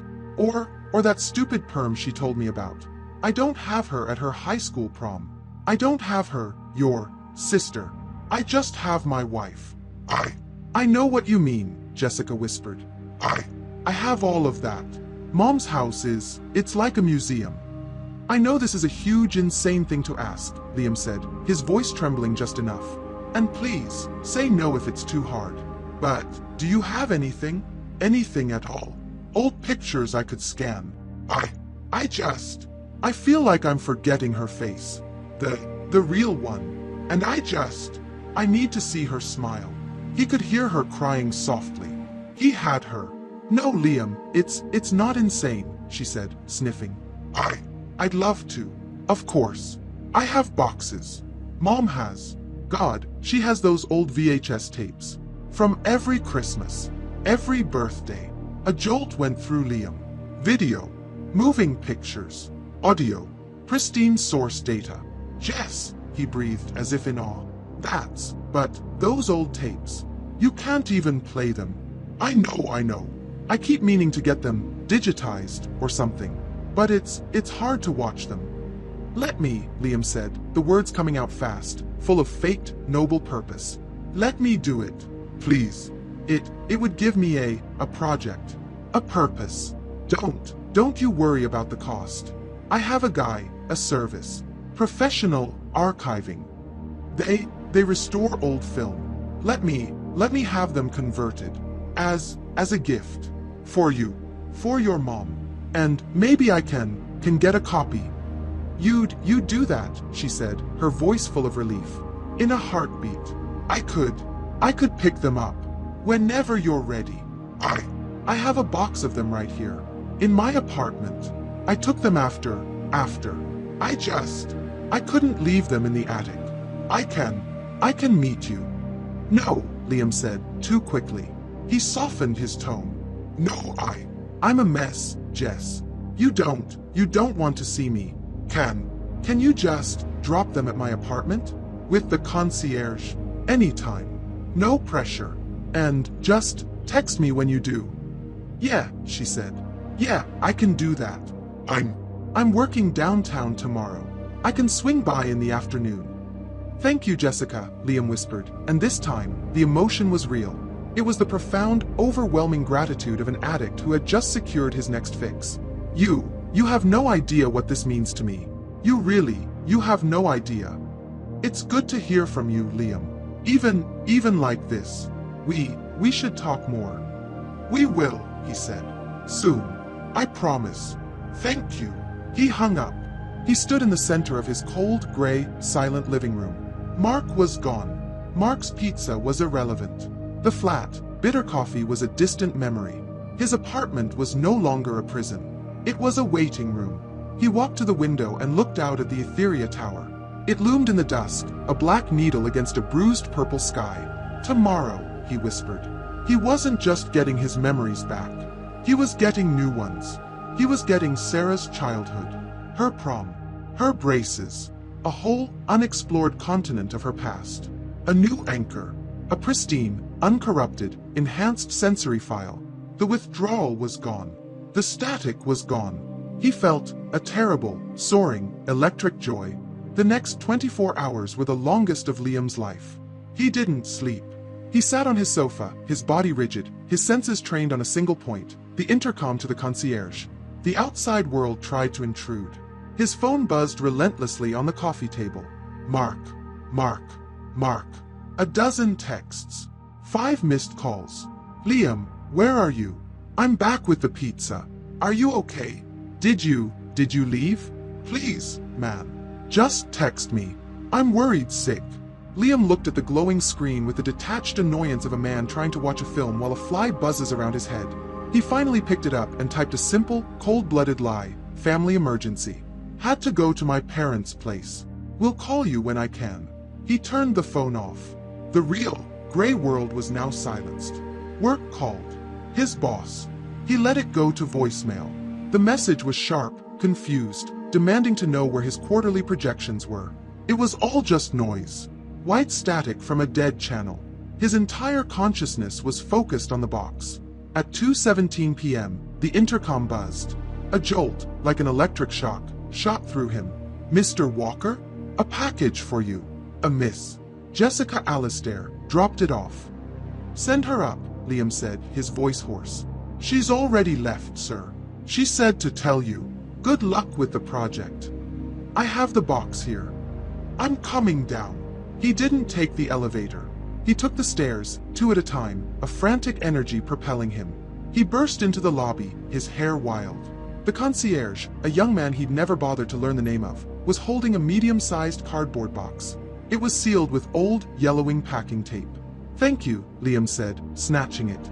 He carried it back to his apartment, his hands trembling. He held it like a holy relic. He placed it on his dining table and, with a kitchen knife, slit the tape.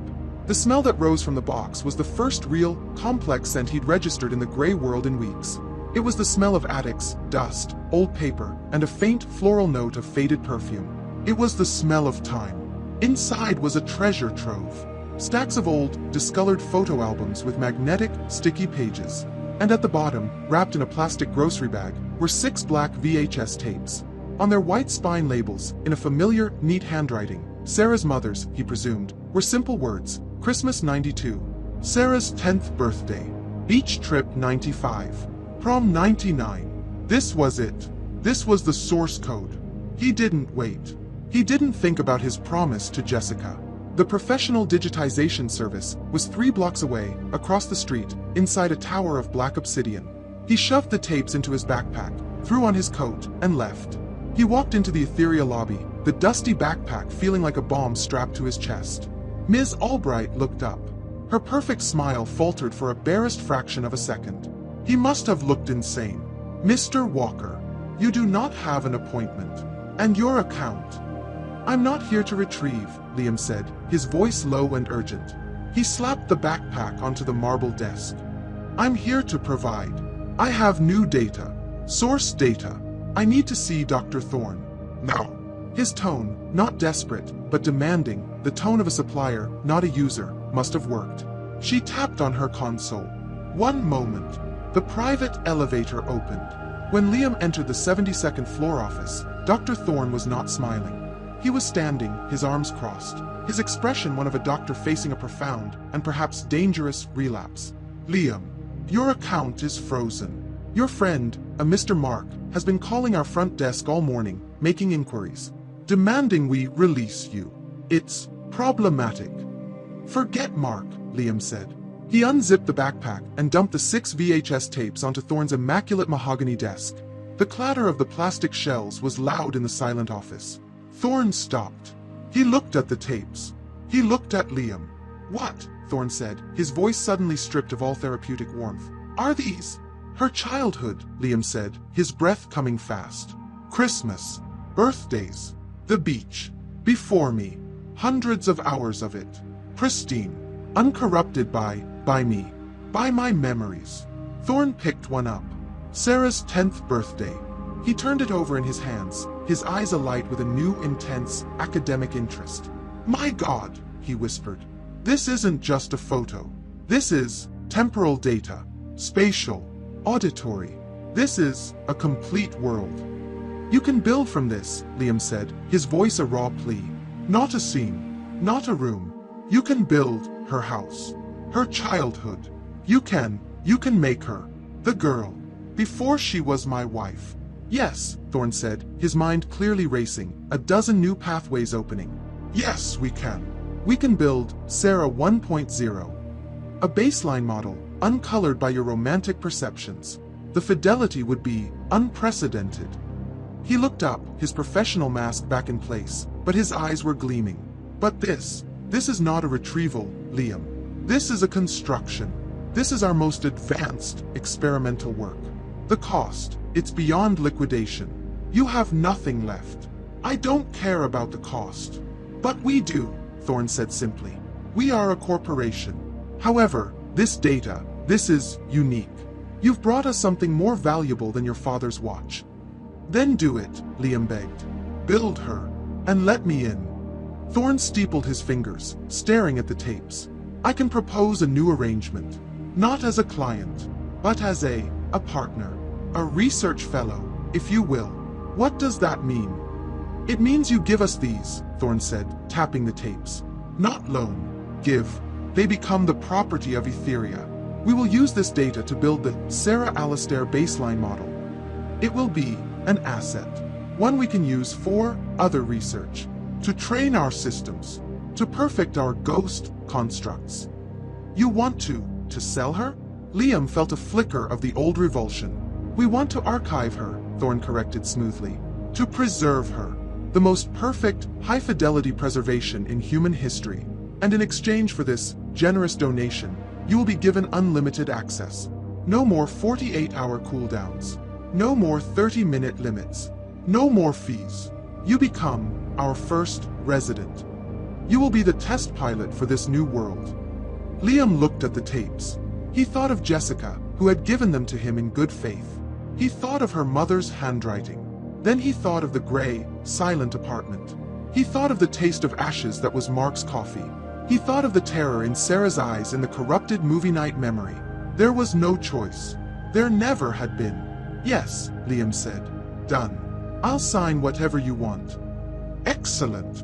Dr. Thorne smiled, a genuine, cold, triumphant smile. He pressed a button on his desk. I am authorizing the legacy contract. Ms. Albright will bring it up. It is extensive. It waives all rights to the source data and any constructs derived from it. I don't care. When can it be ready? Our lab will need time to digitize, enhance, and build the anchor.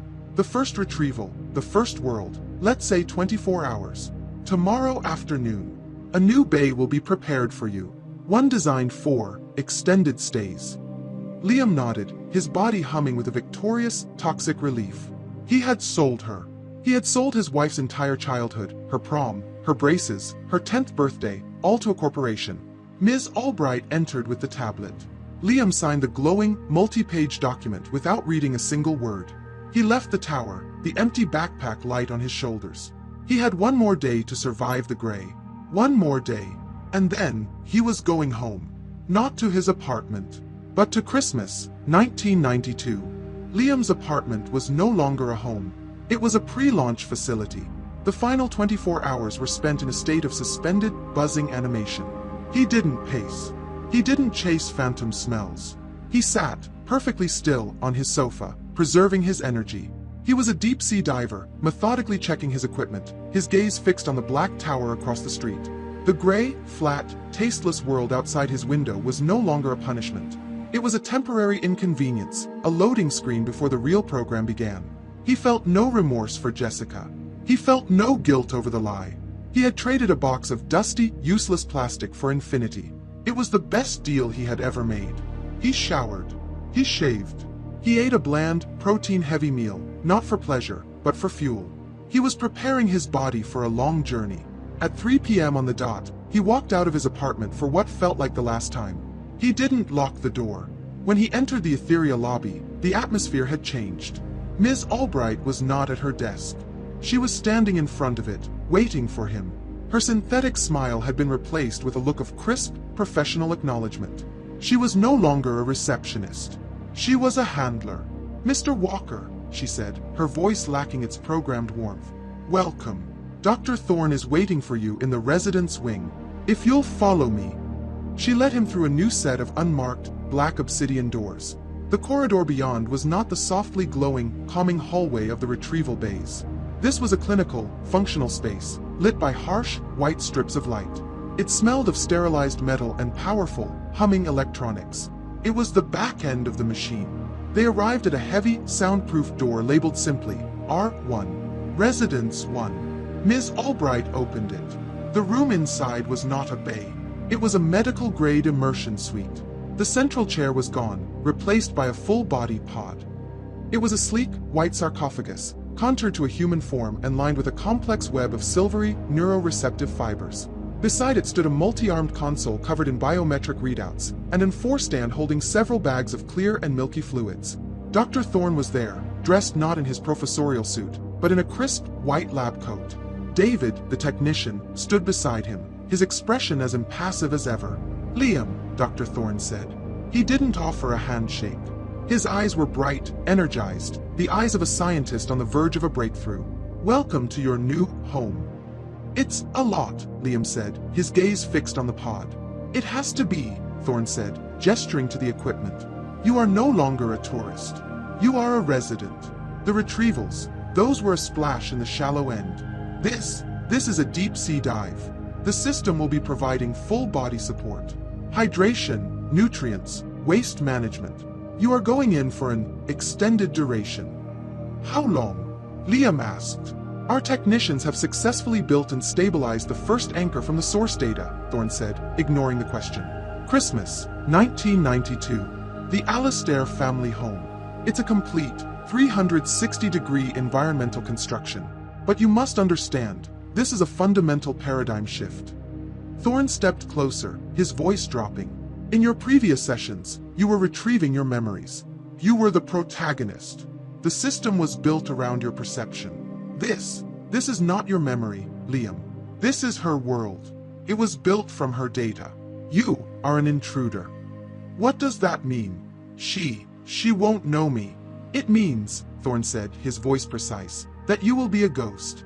You are an intangible, invisible observer.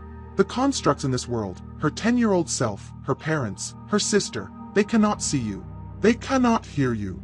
You can walk through the rooms, you can observe the moments, but you cannot touch.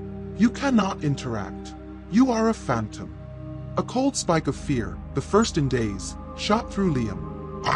I can't talk to her. No, Thorn said flatly. That was the bargain. You donated the data. We, in turn, are giving you a front row seat. But you are only an audience. Any attempt at interaction would contaminate the model. We cannot have that. This Sarah 1.0 baseline model is our most valuable asset. It must remain pure. Liam's mind reeled. He had imagined, what? That he'd walk in, a stranger, and, what? Befriend his 10-year-old wife? The absurdity of it hit him. But the alternative, to just watch? Then he thought of the corrupted movie night memory. His terror. Her fear. He had broken that world by interacting. But to watch, to just be there unseen with no pressure to perform, no risk of saying the wrong thing, no danger of corrupting the file. It's safer, Liam whispered, more to himself than to Thorn. I can't hurt her. I can't break it. Exactly, Thorn said, seizing on the word. It's perfectly safe.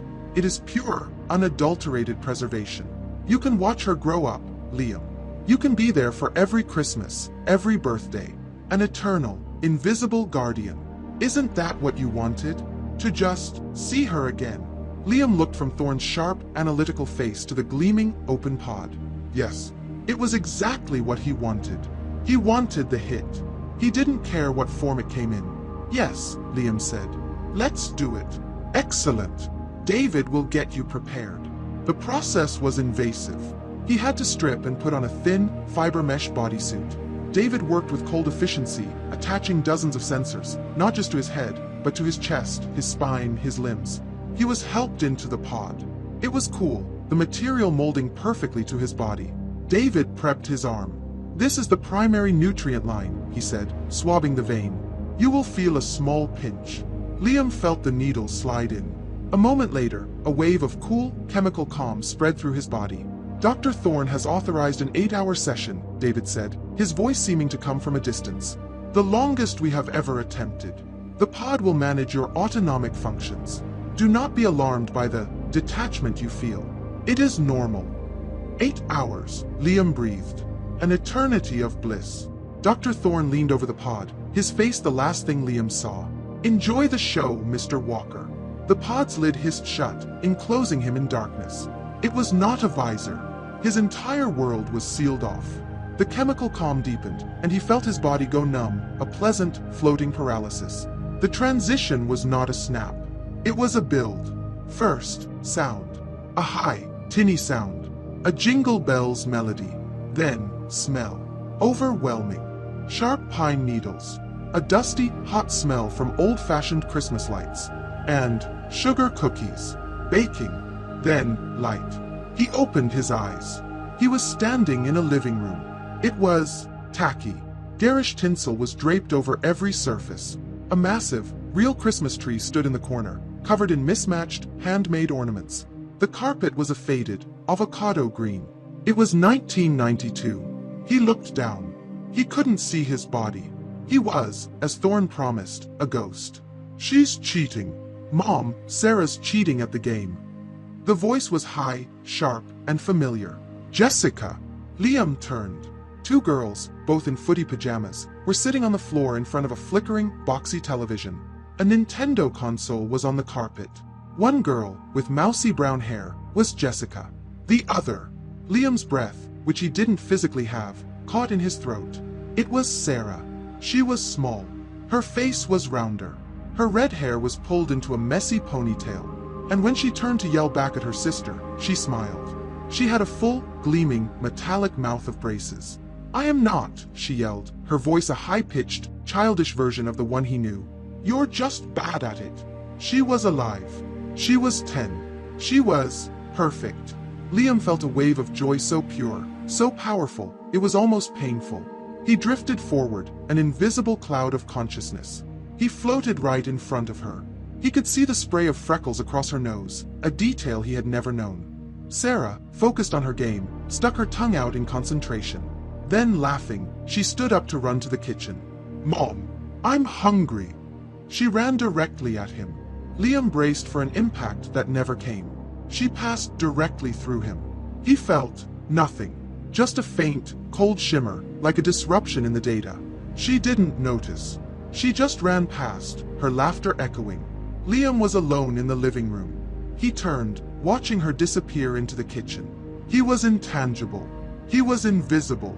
He was a god in her universe. He could not damage this memory. He could not corrupt this file. He could only watch. He drifted into a corner of the room, settling his phantom form, and smiled. The sound of her, arguing with her mother about cookies, was the most beautiful music he had ever heard. He had 8 hours. He was home. Dr. Thorne's cold, triumphant smile was his answer. "The lab was efficient," he said, tapping his tablet. "The birthday file is already rendered and stable. But Liam, your body needs to recover. 8 hours of neural immersion is unprecedented. Your physical self is depleted." Liam looked down at his trembling hands. He felt the dull, leaden ache in his muscles, the dryness in his throat. It was irrelevant. It was just static. A poorly designed interface. "It's fine," Liam rasped.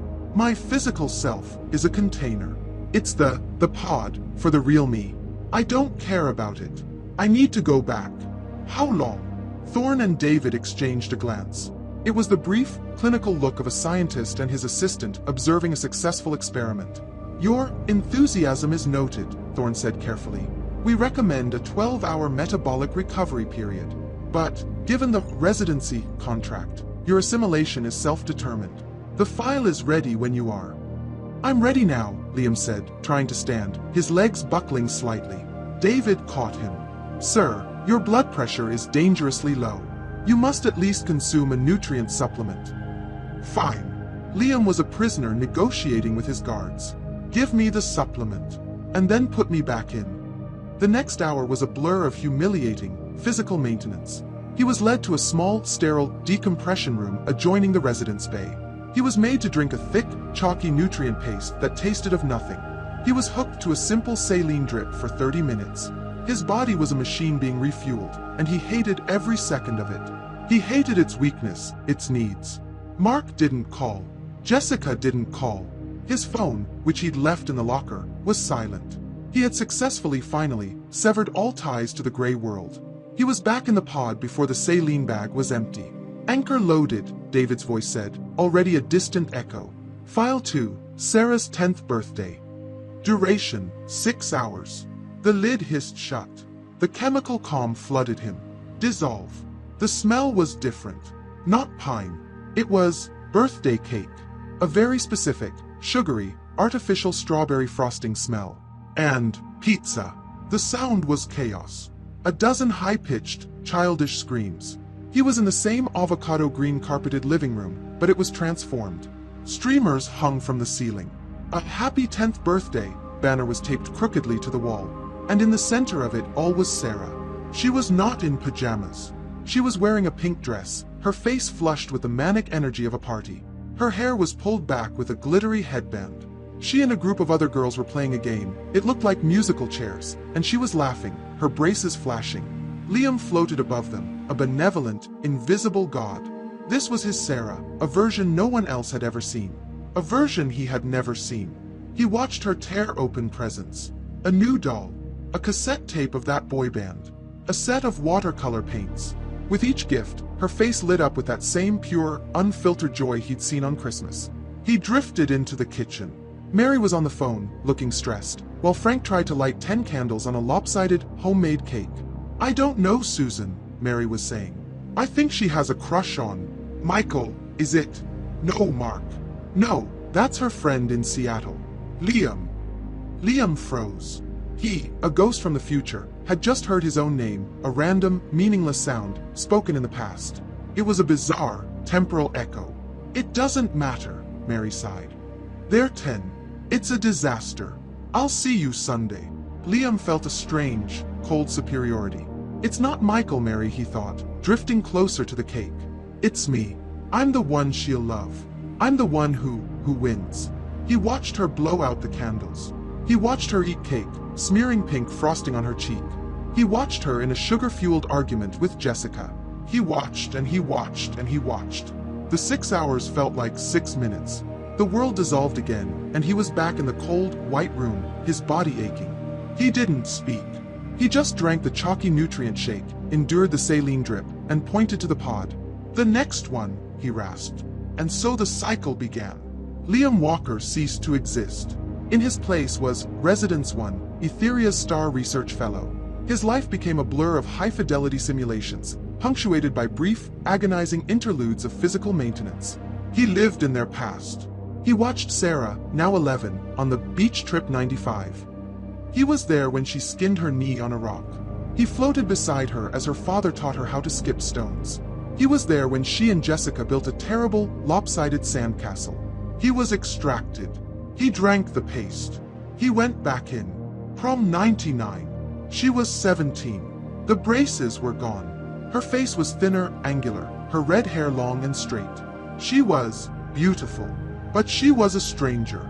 He watched, unseen, as she stood in the living room while her mother took a photo with a flash camera. She was in a simple, elegant blue dress. A gangly, nervous-looking boy with a bad tuxedo and a terrible haircut stood beside her, holding a corsage. Liam felt a new, unfamiliar emotion. A hot, dark, phantom sensation. It was jealousy. It was a possessive, irrational rage. Who was this boy? Why was he touching her? Why was he the one pinning a flower to her dress? He followed them to the prom. He floated in the high school gymnasium, a place filled with balloons and awkward, teenage energy. He watched them dance. He watched the boy put his hands on her waist. Liam, the ghost, felt an urge to interact, to push him, to scream. But he was powerless. He was a phantom, trapped behind the glass of his own, purchased memory. The limitation, once a comfort, was now a cage. When the boy kissed her, a chaste, awkward, teenage kiss, Liam felt a pain so sharp, so real, it almost broke the connection. He was ripped from the simulation. He was in the pod, but this time, alarms were blaring. David and Thorne were standing over him, their faces grim. "Neural spike," David shouted. "Massive limbic rejection." "Liam!" Thorne's voice was sharp. "You have to control your emotional state. You almost corrupted the file. You know the rules. You are an observer.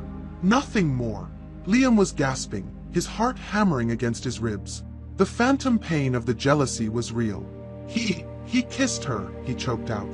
"She was 17, Thorne said, his voice cold. "She had a life before you. That is the point of the baseline model. It is pure.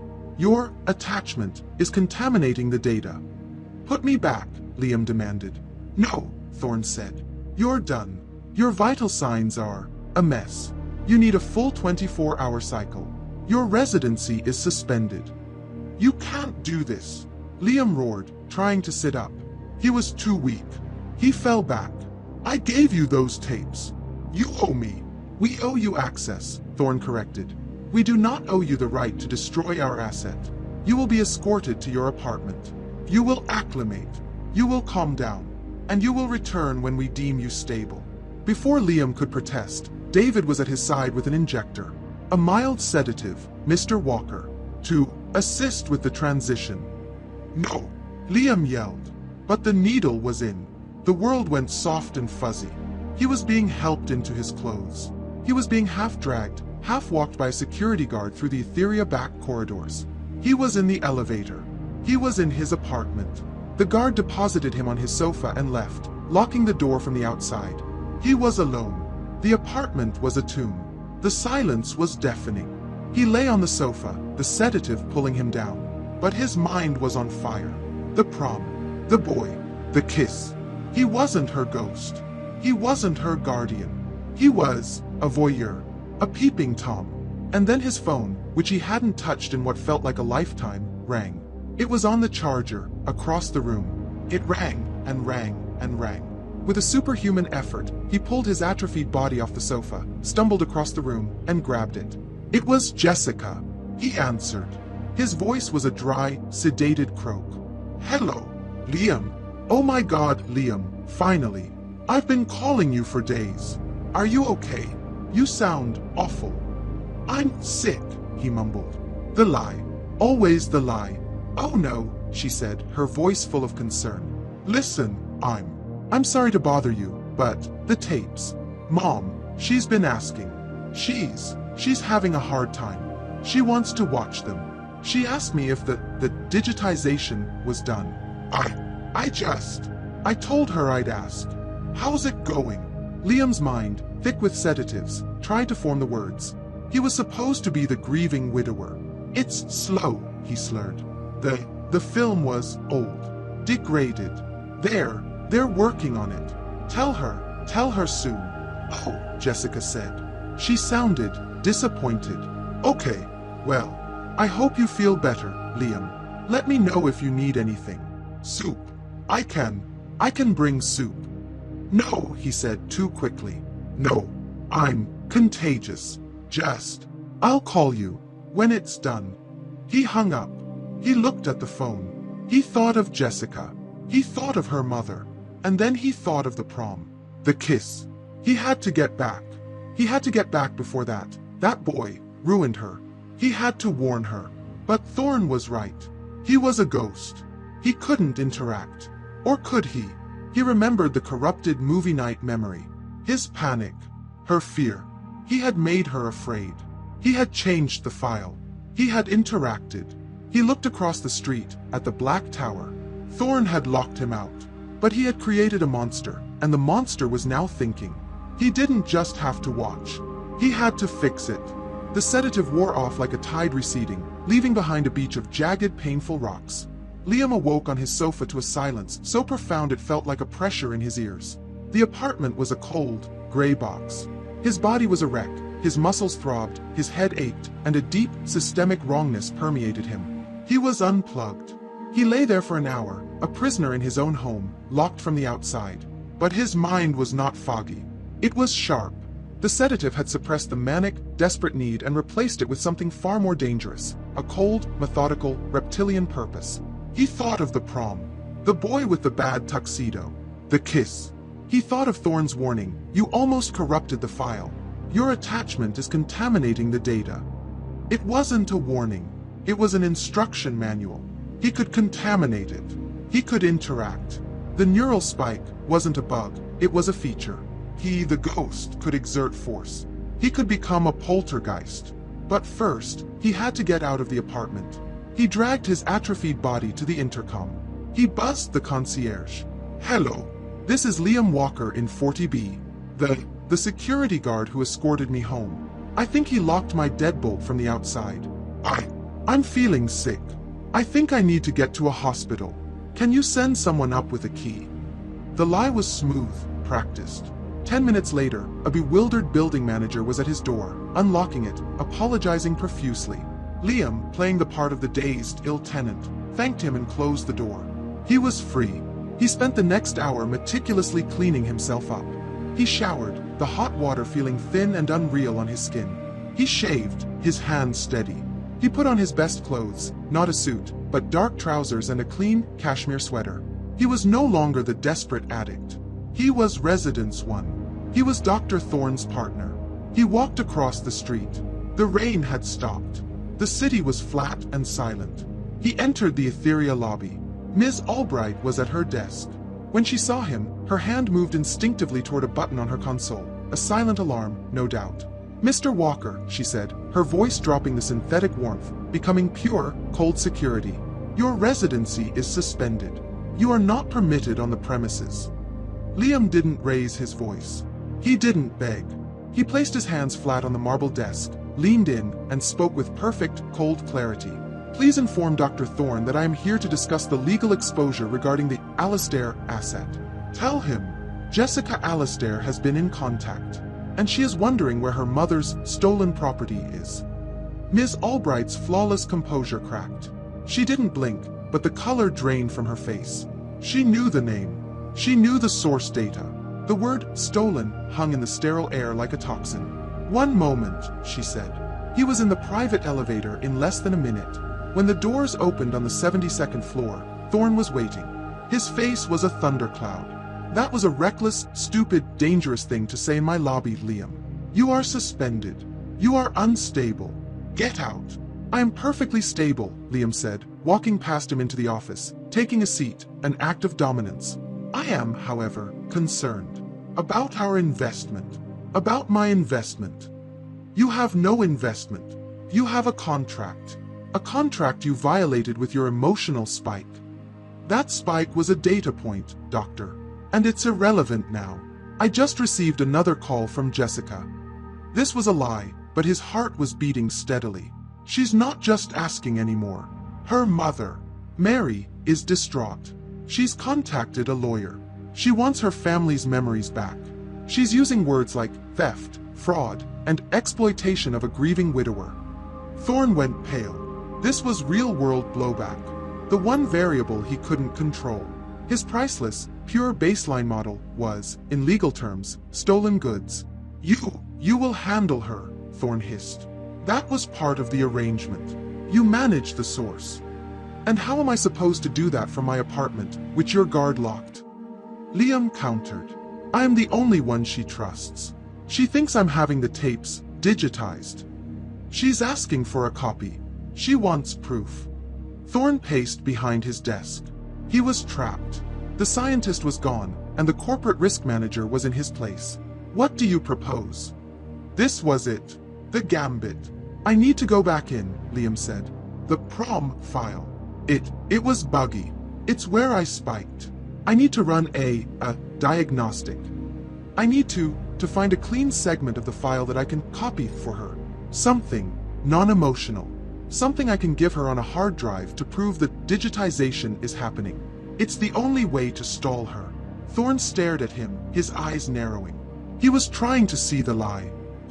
You want to go back to the very file that caused the rejection? It's the last file we rendered, Liam said smoothly. It's the most recent in her timeline. It makes the most sense. I'll be a technician, not a participant. I'll be perfectly calm. I just need to observe the data, find a clean loop, and extract it. Let me do this. Let me fix the real-world problem you now have. Or, we can both watch the Alistair family's lawyers tear this entire project apart. Thorne was silent for a long, agonizing minute. He knew Liam was an addict. He knew he was being manipulated. But the threat was too great. 1 session, Thorne said, his voice a low growl. 2 hours. David will monitor your vitals. One significant neural spike, Liam, and I'm not suspending you. I'm pulling the plug. On you, on the file, on everything. We will wipe the asset and cut our losses. Do you understand me? Perfectly, Liam said, standing up. I'm just checking the data. The trip down to Residence Bay 1 was a silent victory lap. David was waiting. His contempt for Liam was now open, undisguised. The doctor is insane, David muttered as he snapped the haptic sensors onto Liam's skin. You're a contamination. You're going to break it. Just plug me in, David, Liam said, settling into the pod. 2 hours. And I'm watching every synapse. You spike, you're out. The lid hissed shut. The chemical calm began to flood his system. But Liam fought it. He didn't want the calm. He wanted the rage. He wanted the jealousy. He focused on the image of the bad tuxedo. The nervous boy. The kiss. Dissolve. The smell of stale punch and gym socks. The sound of a terrible, forgotten 90s pop song. He was back. He was at the prom. The room was a swirl of awkward teenagers. He instantly located her. Sarah, standing by the punch bowl, her blue dress shimmering. She was talking to a friend. She was perfect. Then he saw him. The boy. He was walking across the gym floor, heading right for her. No, Liam's phantom consciousness whispered. The boy was 10 feet away. 5. He opened his mouth to speak.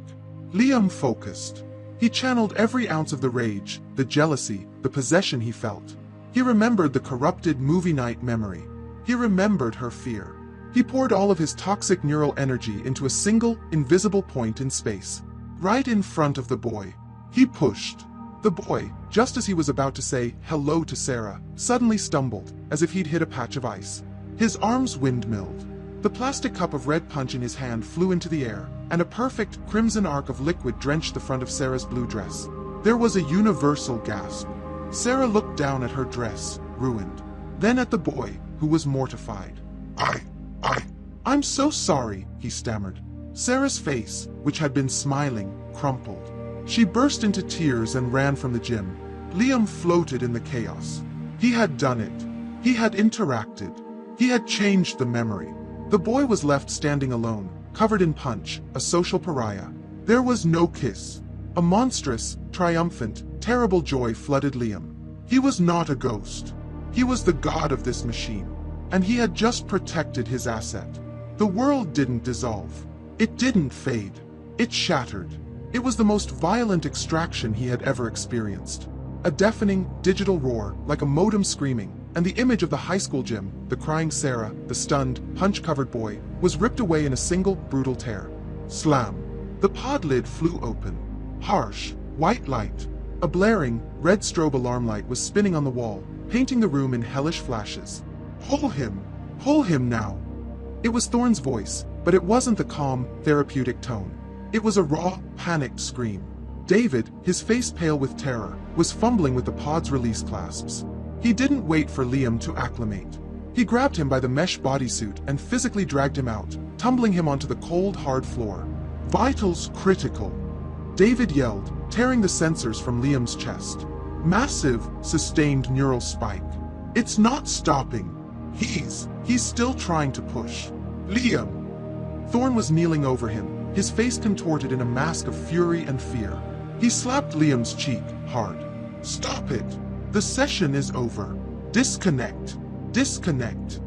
The slap, the raw, real-world pain, was the anchor. Liam's mind, still thrumming with godlike power, snapped back into the leaden, aching container of his body. He gasped, a deep, shuddering breath, and the red alarm light stopped spinning. The wail of the siren died. The silence in the room was absolute. Liam lay on the floor, breathing heavily, his body weak, but his mind was soaring. He was euphoric. He looked up at the two men staring down at him, and he smiled. I fixed it, he panted, his voice triumphant. The anomaly. The boy. I ran the diagnostic. He's gone. She's safe. Thorne's expression was unreadable. It was a terrifying void. David, he said, his voice a low, trembling monotone. Show me the asset. Show me the Prom 99 file. Status.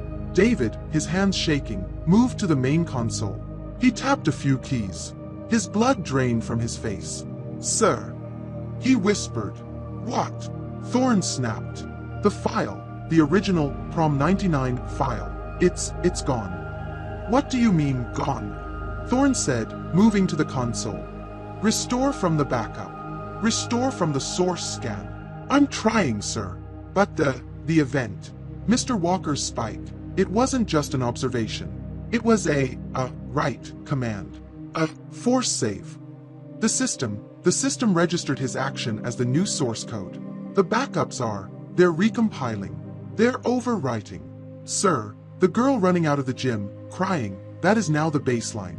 The original, it's been erased. Thorne stood frozen, his hand gripping the edge of the console. His priceless, pure, multi-million-dollar asset, his Sarah 1.0, had just been vandalized. And the vandalism was permanent. Liam, hearing this, pushed himself up onto his elbows. The smile on his face widened. It was a monstrous, beautiful, terrifying realization. He hadn't just changed the memory. He had replaced it. He had rewritten their history. The original file, the one where that boy kissed her, was gone from the universe. Only his version existed now. I told you, Liam whispered, his voice resonating with a cold, absolute power. I'm not a contamination. I'm an editor. I'm a developer. Thorne turned. He looked at Liam, not as a client, not as an addict, but as one would look at a rogue, sentient weapon. His fear was now gone, replaced by a cold, terrifying, corporate calculation. He was trapped. The Alistair asset, the core of his new research, was now inextricably, biologically linked to Liam's consciousness. He couldn't wipe the file. It was the only one he had. He couldn't fix it. He didn't know how. And he couldn't lock Liam out, because Jessica Alistair was still out there, with her lawyers. You, Thorne said, his voice ablaze. You did this. Deliberately. You lied to me. I protected our investment, Liam countered, staggering to his feet. He was weak, but his newfound authority held him upright. That boy was a bug. He was going to hurt her. I stopped him. You stopped him? Thorn laughed, a short, sharp, horrifying sound. You have no idea what you've done. You've introduced intent into a passive system. You've taught the ghost how to move the furniture. He stepped right up to Liam, his eyes blazing. You're a virus. A sentient virus that thinks it's a god. Then I'm the virus you can't delete, Liam said, his voice as cold as thorns. I'm the only one who can interface at this level. You need me. Jessica is still waiting for her digitized copy, and I'm the only one who can give it to her. This was the new bargain, the new prison. You are not leaving this facility, Thorn said, his voice final. If you are a developer, then you will stay in the lab. You will be moved to the decompression room. Permanently. You will eat what we give you. You will sleep when we tell you.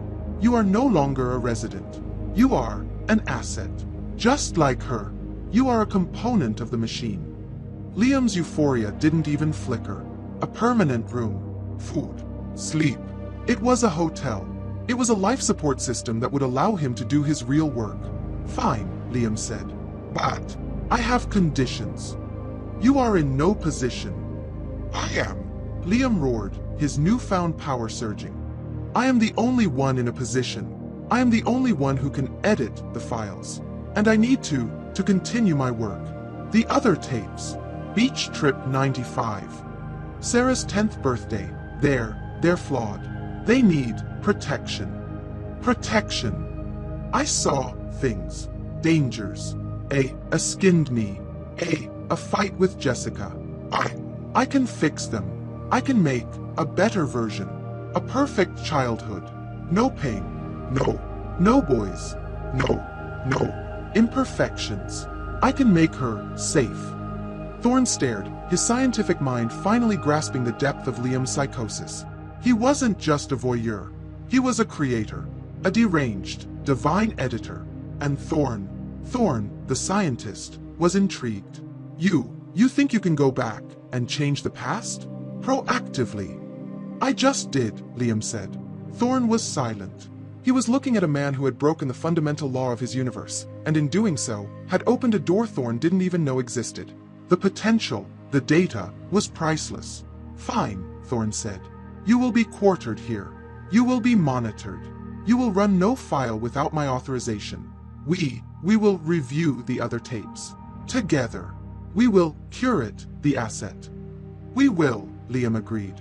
He was escorted by David, who now looked at him with something bordering on religious terror, to the small, sterile decompression room. It was nothing but a cot, a sink, and a locked door. Liam sat on the cot. He was a prisoner. He was a king. He was a god in his own machine. He closed his eyes, not to sleep, but to plan. He thought of the beach trip. The rock she'd skinned her knee on. I can move the rock, he thought. He smiled. The work was just beginning. Liam's new life was a sterile, white box. The decompression room, R1A, was his entire world. It contained a cot, a sink, a toilet, and a heavy, magnetically locked door. 3 times a day, a slot in the door would open, and David would pass him a nutrient paste and a bottle of water. He was a prisoner. He had never been happier.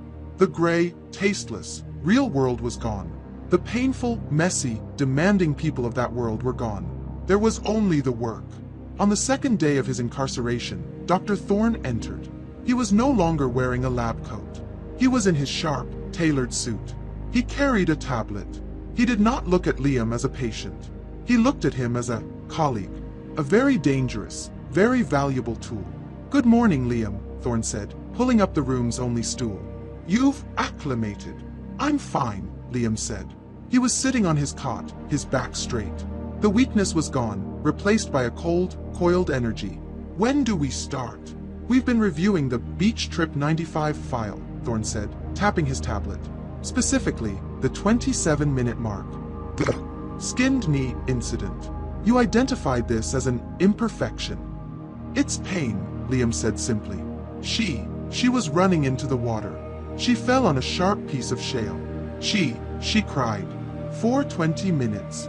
It ruined the afternoon. It's a bad memory. It's a real memory, Thorn countered, his eyes watchful. It's a foundational memory of consequence, of cause and effect. Removing it, what does that do to the baseline model? It improves it, Liam said, his voice hard. Why? Why would we keep a memory of pain? What's the point? You said it yourself, Doctor. Your service is the past, perfected. I'm just perfecting it. The rock was a flaw, a bug in the code. I can fix it. Thorne studied him for a long moment. The scientific, ethical part of his brain, which was small but still present, was screaming. But the ambitious, corporate, pioneering part of his brain was shouting it down. This was uncharted territory. This wasn't just retrieval. This was curation. This was design. And how? Thorne asked, his voice low. Do you propose to fix it? A punch cup level intervention? Another chaotic neural spike? No, Liam said. He had been thinking about this. The prom incident was crude. It was a sledgehammer. He needed a scalpel. It wasn't the boy that was the problem. It was the kiss. I just needed to stop the kiss. Here, it's not her that's the problem. It's the rock. I just need to move the rock. Thorne's eyes widened. Move the rock. You want to edit the terrain. It's just data. A piece of code. Rock, position A. I just need to push it.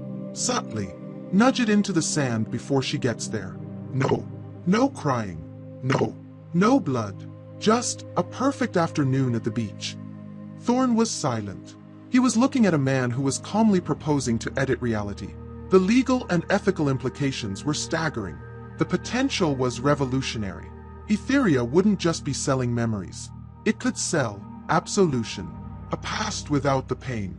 A childhood without the trauma. This is a new protocol, Liam. We'll call it environmental curation. It will require finesse, not rage. I have finesse, Liam said. I need to go in clean. No sedatives. No distractions. Just me and the file. Very well. Thorne stood up. Let's see the artist at work. 5 minutes later, Liam was back in the pod. The pre-session ritual was now a cold, efficient routine. David, who now refused to make eye contact, hooked up the 4. Anchor loaded. David's voice, flat and dead, echoed in the room. Beach trip 95. Mark, 26 minutes. The lid hissed shut.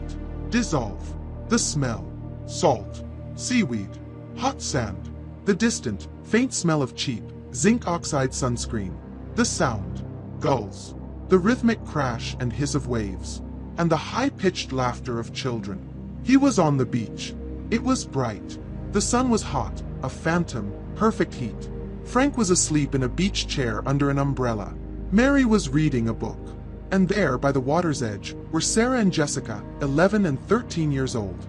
They were building their lopsided sandcastle. Liam, the ghost, floated closer. He saw her. Sarah. Her red hair was wet, plastered to her head. She was wearing a baggy, green and white striped t-shirt over her swimsuit. She was laughing, her non-braced, 11-year-old teeth perfect and white.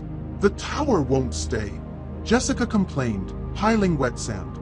You're not packing it right. Sarah yelled. You have to wait, race you to the big rock. Sarah jumped up. This was it. The moment.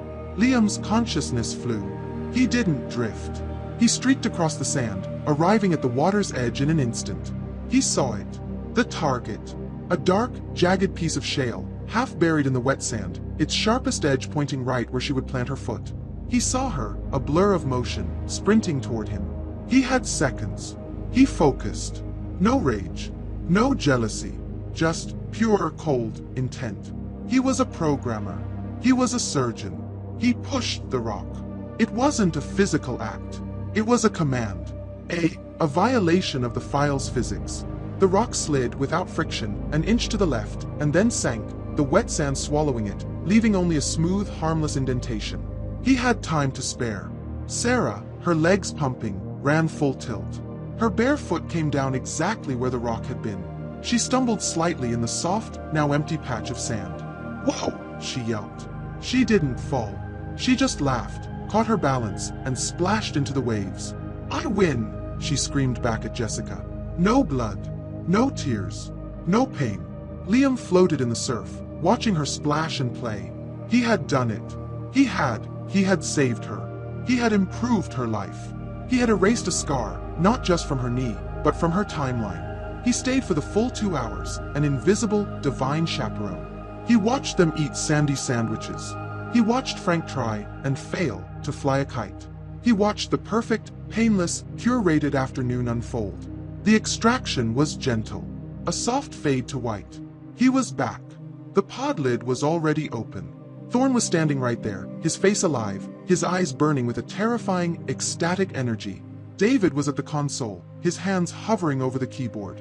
Status, David, Thorn breathed. The skinned knee file. It's gone, David whispered.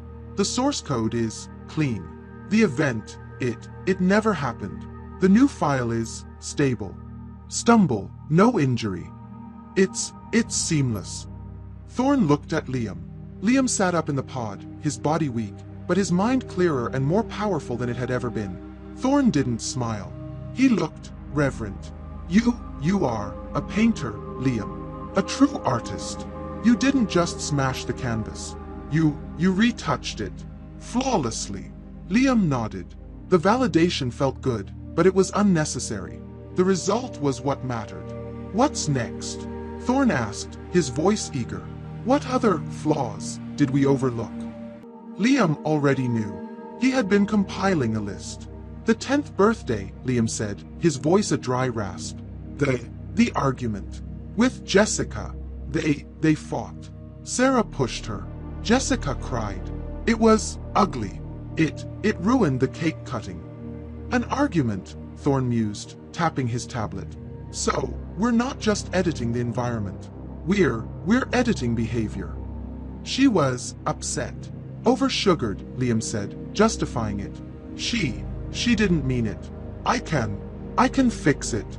I can distract her. Before the push. A happy accident. Make her laugh instead. Thorn's smile was all teeth. It was the smile of a man who had just discovered a new continent. Brilliant, Thorn whispered. Let's prep the file. The behavioral curation protocol. This changes everything. The collaboration between Liam and Thorn settled into a dark, clinical rhythm. They were no longer doctor and patient. They were co-conspirators, artists of a new, terrible medium. Liam, the prisoner, had become the project's lead designer. Thorn, the jailer, had become his eager producer. The file is loaded, Thorn said, standing over Liam in the decompression room. The pre-launch briefing was now standard procedure. File 2, Sarah's 10th birthday. We've isolated the event, mark 48:16. The behavioral anomaly. Codenamed the sibling conflict. On his tablet, Thorn showed Liam the data, a simple biometric graph. This is the baseline file. At this mark, Sarah's heart rate spikes. Adrenaline. Aggression. Followed by Jessica's spike. Distress. Followed by Mary Alistair's spike. Anger. The entire party's emotional tenor drops for the next 12 minutes. The cake-cutting file, which follows, is subdued. Tainted. Liam nodded, his face a mask of cold focus. I remember. They were fighting over a cassette tape. A new one. Sarah pushed her. Hard. Jessica fell into the gift table. And your curation? Thorn asked, his voice full of academic, amoral curiosity. Your plan is not invasive, I trust? No. Prom-level incidents. No, Liam said. Crude. That was crude. This needs to be elegant. A distraction. A happy accident. I'm not going to touch them. I'm going to touch the environment. Create a shared, startle event. It will break the loop. Divert the aggression. A pattern interrupt, Thorn whispered, his eyes gleaming. Brilliant. You're learning to speak the machine's language, Liam. I am the machine, Liam replied, his voice empty. He walked past Thorn, toward the residence bay. David, who now looked at Liam with a mixture of fear and awe, already had the pod open. He's ready, Thorn said. Liam laid his body in the pod, the cool, familiar embrace of the machine. The four-line, the nutrient paste, it was all just the cost of admission. He closed his eyes. Anchor loaded, David's voice, a distant, irrelevant sound. Birthday 10. Mark, 47:00. Initiating. The lid hissed shut. dissolve. The sugary sweet, artificial strawberry smell. The chaos. The high-pitched, manic screams of 10-year-old girls on a sugar high. He was back. He floated in the corner of the avocado-green living room, an invisible, all-powerful stage manager. The musical chairs game was over. The pizza was gone. It was the post-lunch lull, the moment where the energy of the party was about to curdle. He saw her. Sarah. Her pink dress was stained with pizza sauce. She was sitting on the floor with Jessica, going through the pile of new presents. This was it. The moment. You got the Crush cassette. Jessica squealed, grabbing the tape from the pile. No way. I wanted this one. That's mine, Sarah said, her voice instantly sharp. The happy file was degrading. The aggression spike was building. My name is on the tag. Give it back. I just want to look at it. Jessica said, holding it. Mom said we have to share. Not my new ones. Sarah lunged for it. She snatched the tape. Jessica, older and stronger, grabbed her wrist and twisted, taking the tape back. Don't be a baby, Sarah. Liam saw it coming. He saw Sarah's face contort, the shift from childish selfishness to pure, hot rage. He saw her right hand ball into a fist, then open. He saw her draw her arm back to push her sister. The spike was imminent. Liam acted. He did not touch the girls. He looked around. On a wobbly, cheap card table by the wall, there was a stack of plastic party cups, a 2-liter bottle of soda, and the boombox playing the music. He didn't need a sledgehammer. He needed a nudge. He focused his intent, that cold, controlled, divine push, on the leg of the card table. It was a flicker of movement. An invisible nudge. The table wobbled. The top-heavy, full bottle of soda teetered, and then fell, crashing onto the boombox. The music died in a wet, electrical squawk. The soda bottle hit the floor, exploding in a geyser of fizzy, orange liquid. The tower of plastic cups scattered, clattering across the hardwood floor. It was a sudden, loud, dramatic mess. Every girl in the room, including Sarah and Jessica, froze. The fight was instantly forgotten. Sarah, her hand still raised to push, just stopped. She looked at the soda flooding the carpet. "Oh," she whispered. Jessica, holding the tape, started to giggle. A high, nervous sound. "You're so in trouble." Mary Alistair ran in from the kitchen. "What in the... Who did this? Who was near the... Oh, for heaven's sake. My carpet." She wasn't angry at the girls. She was angry at the spill. The aggression spike had been transferred from the children to the parent, but in a diffused, manageable way. As Mary knelt to clean up the mess, muttering about cheap card tables, Sarah and Jessica looked at each other. The tension was gone. Sarah simply held out her hand. Jessica, her moment of defiance over, rolled her eyes and gave her the cassette. The sibling conflict file was erased. The spilled soda file was now the baseline. Liam floated, victorious. He had done it. He hadn't just stopped a fight. He had mediated. He had managed their emotions. He was a puppeteer. A brilliant, invisible puppeteer. The rest of the party file played out. It was perfect. The cake cutting was not subdued. It was joyous. Sarah and Jessica were laughing, their arms around each other, as they blew out the candles. Mary, her anger at the spill forgotten, was smiling. Frank was telling a bad joke. It was a perfect, happy family. A family Liam had created. The extraction was smooth. He was back in the pod. Thorne was at the console, watching the data stream, his face wrapped. David was pale. It's beautiful, Thorne whispered, watching the playback of the new memory. The cake-cutting file, the positive emotional markers they're 30% higher across all participants. It's clean, David said, his voice a terrified whisper. The old file is gone. This is the new truth. Thorne turned to Liam, who was sitting up in the pod. Thorne's eyes were not those of a doctor. They were the eyes of a disciple. You didn't just remove the pain, Thorne said. You added joy. You are improving the human condition, Liam. Liam accepted the praise. It was his due. He had fixed the prom. He had fixed the beach. He had fixed the birthday. He was almost done. But there was one left. The first one he'd seen. The one he'd thought was so perfect. Christmas '92, Liam said, his voice a dry rasp. But that file was clean, Thorne said, confused. It was our control file. It was perfect. No, Liam said, his gaze distant, already back in the tinsel-covered living room. It was flawed. The parents, Mary and Frank, they were stressed. They were bickering.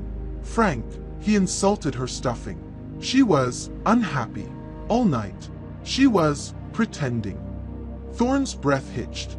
Liam, you want to curate the parents? They are tertiary constructs. They are her environment. Liam's voice was sharp. Her childhood was built on their unhappiness. The bickering, it's a bug. It's a seed. It's the source of the flaws. I can fix it. I can make them happy. I can make him nicer to her. Thorne was speechless. This was the final frontier. Not environment. Not behavior. This was relationships. This was emotional alchemy. I can make it, Liam whispered, his eyes on fire with a divine, terrifying purpose. A perfect Christmas. Dr. Thorne's corporate ambition was now fully eclipsed by his scientific awe. He was no longer a risk manager. He was an acolyte. He was witnessing the birth of a new science, with Liam as its sole, volatile, brilliant practitioner. The decompression room became a laboratory, and the briefings became strategy sessions. File 1, Christmas 92, Thorne said, his voice hushed, as if in a holy place. We've reviewed the baseline. It's messy. As you identified, the core of the file's negative tenor isn't an event, but an atmosphere. Specifically, the chronic, low-grade marital strife. He pulled up 2 parallel graphs on his tablet. Mary Alistair. Her stress markers are at 85%. Frank Alistair. His antagonism markers spike every time he interacts with her. The ruined stuffing comment is the flashpoint. It's the moment that the veneer of the holiday cracks. Liam, sitting on his cot, just nodded. He had no interest in the data. He saw the memory. He saw Mary's fake smile. He saw Frank's casual cruelty. It's an infection, Liam said, his voice a dry rasp. It taints her environment. A happy child can't grow in poisoned soil. I'm not just distracting them, doctor. I am performing an emotional surgery. Emotional surgery, Thorne repeated, savoring the phrase. And your scalpel? The insult, the stuffing comment, it's a script, Liam explained, his eyes distant, already in the machine. Frank is programmed to say it. Mary is programmed to be hurt by it. I can't just nudge a soda bottle. That's not deep enough. I have to break Frank's loop. I have to pivot his emotion before the script runs. I need to remind him that he loves her. Thorne was breathless. Liam, you're talking about creating a new, spontaneous emotional event. A nostalgia trigger. You are planning to write new code in real time. I am the code, Liam said. He stood and walked to the door. Opened the pod. David, who was now little more than a silent, terrified orderly, prepped the station. He hooked Liam into the pod, his hands shaking so much he missed the vein on the first try. Steady, David, Liam's voice, empty and cold, came from the pod. The work is important. The lid hissed shut. Dissolve. The smell. Pine. Turkey. Dust. The familiar, warm, flawed scent of Christmas, 1992. He was back. He floated in the avocado green living room. He saw the tacky tinsel, the handmade ornaments on the tree. He drifted into the kitchen. Mary was at the stove, her shoulders tight with stress. 10-year-old Sarah and Jessica were underfoot. Mom, she's cheating. Mom, I'm hungry. Girls out. Mary snapped, her voice frayed. Just go watch TV. Frank, get in here. The script was running. Right on cue, Frank entered, holding his beer. His face was ruddy, his smile careless. Oh, let him be, Mary. It's Christmas. He walked to the stove. He dipped a finger into the stuffing. Red. Jess, he called out. Come get a taste of this stuffing, your mom. This was the moment. The flashpoint. He was about to say it. Ruined it again. Liam acted. He didn't nudge the table. He didn't push the boy. He performed a miracle. He streaked into the living room, to the tree. He found the ornament. He knew it instantly. It was a clumsy, handmade, cardboard and glitter angel. On the back, in a child's crayon, it said, Sarah 1987, Kindergarten. With a surgeon's precision, Liam pushed the ornament's hook. It didn't crash to the floor. It simply slipped from its branch and fell, catching perfectly on a lower bough, where it dangled, spinning, directly in Mary's line of sight from the kitchen. It was a tiny, silent, profound event. Your mom. Frank's voice trailed off.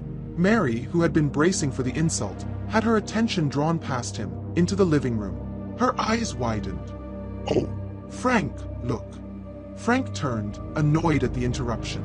Look at what? The angel, Mary whispered, her voice suddenly soft. The stress was gone. The one Sarah made in kindergarten.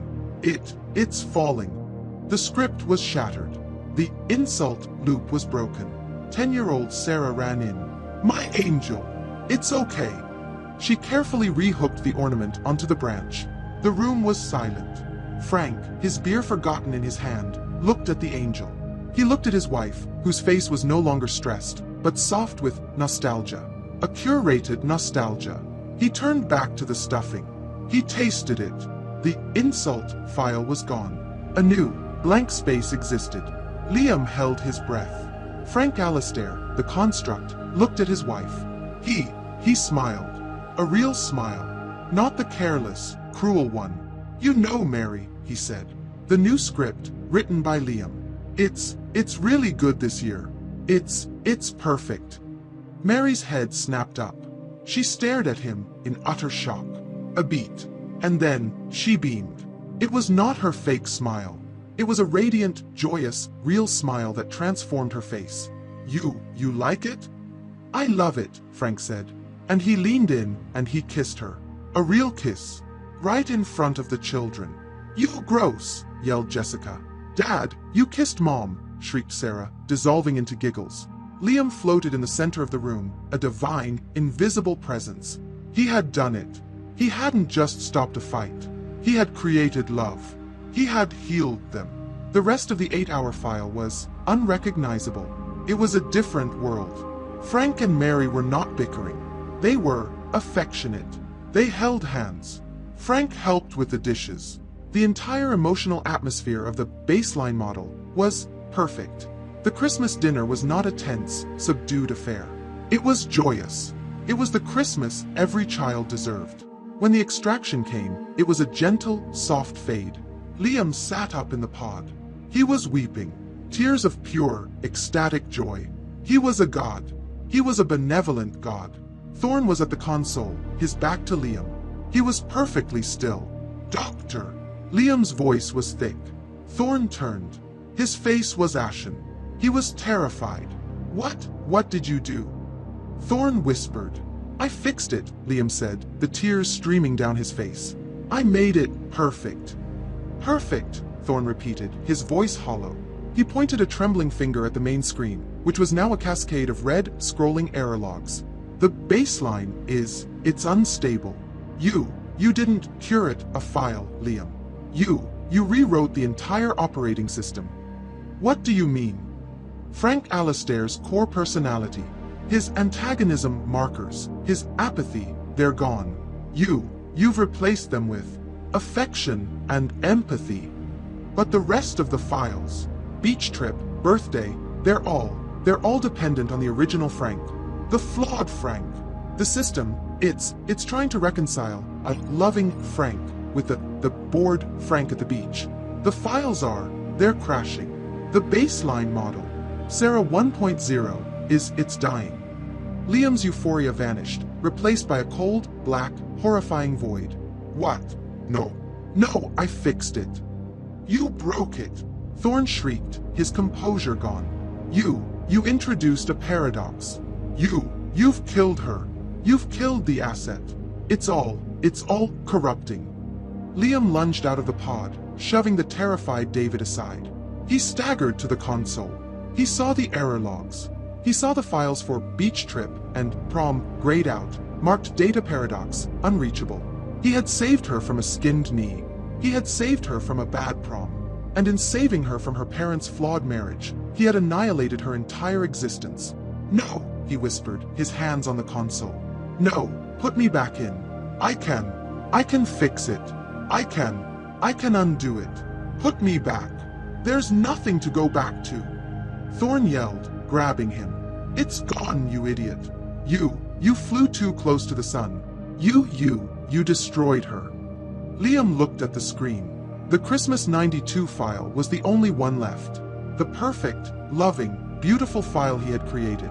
It was the only piece of her that remained. The residence bay was no longer a laboratory. It was a tomb. The red error logs on the console had stopped scrolling, leaving behind a screen of static and one single glowing green line, file stable. Isolated. Christmas 92 curated. Liam was on his knees, his hands braced on the console. He was a king whose kingdom had just turned to ash. He was a god who had just murdered his own creation. The silence in his head was a high-pitched, agonizing scream. Dr. Thorne stood behind him. His terror had passed. His all was gone. All that remained was a cold, pure, corporate fury. He was no longer a scientist. He was an executive assessing a catastrophic, multi-million-dollar write-off. You, Thorne said, his voice a dead, flat thing. You are a liability. You are not an asset. You are not a developer. You are a breach. Liam didn't look up. He was staring at the single green line. The last refuge. The last memory. The only memory. The asset. Sarah 1.0 is gone, Thorne continued, his voice void of all emotion. The source code is corrupted beyond repair. All files, save the one you perfected, are unrecoverable. You have, in your infinite arrogant wisdom, destroyed the most valuable piece of technology this corporation has ever produced. I can rebuild it, Liam whispered, his voice a broken, hollow sound. Give me new data. Jessica, her photos. I can. You will never touch a new file again, Thorne hissed, the mask of control finally slipping. You will never see a new file again. You are a walking paradox. A neural contamination. You are a security risk of the highest order. Thorne stepped back, smoothing his suit. He was making a decision. He was containing the breach. David, Thorne said to the trembling technician, prepare the decompression room. Full lockdown protocols.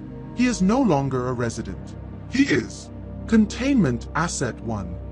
No, Liam breathed, finally turning. He was a husk. The divine fire in his eyes was gone, replaced by a black, bottomless despair. No, please.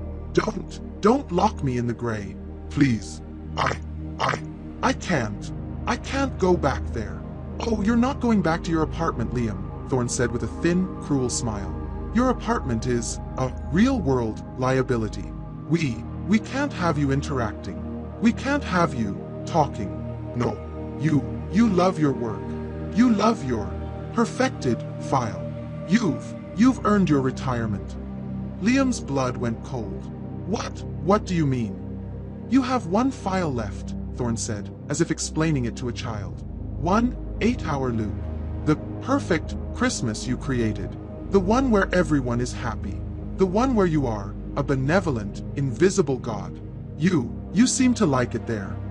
You're going to put me back in? Liam whispered, a flicker of desperate, pathetic hope. Yes, Thorne said. We are. It's the only humane and secure solution. You are too dangerous to be here, he gestured to the real world. And you are too broken to be terminated. So, we will give you what you wanted. You will be permanently immersed. A permanent, extended stay. You'll live in that perfect 8-hour Christmas. Forever. A Sisyphus loop. Your own, personal, perfect heaven. Liam's mind tried to process it. To live inside? Forever. No gray. No real world. Just the warmth. The tinsel. Her 10-year-old laugh. It was a reward. But first, Thorne said, his voice turning to steel. One last task. One last curation. In the real world. He nodded to David.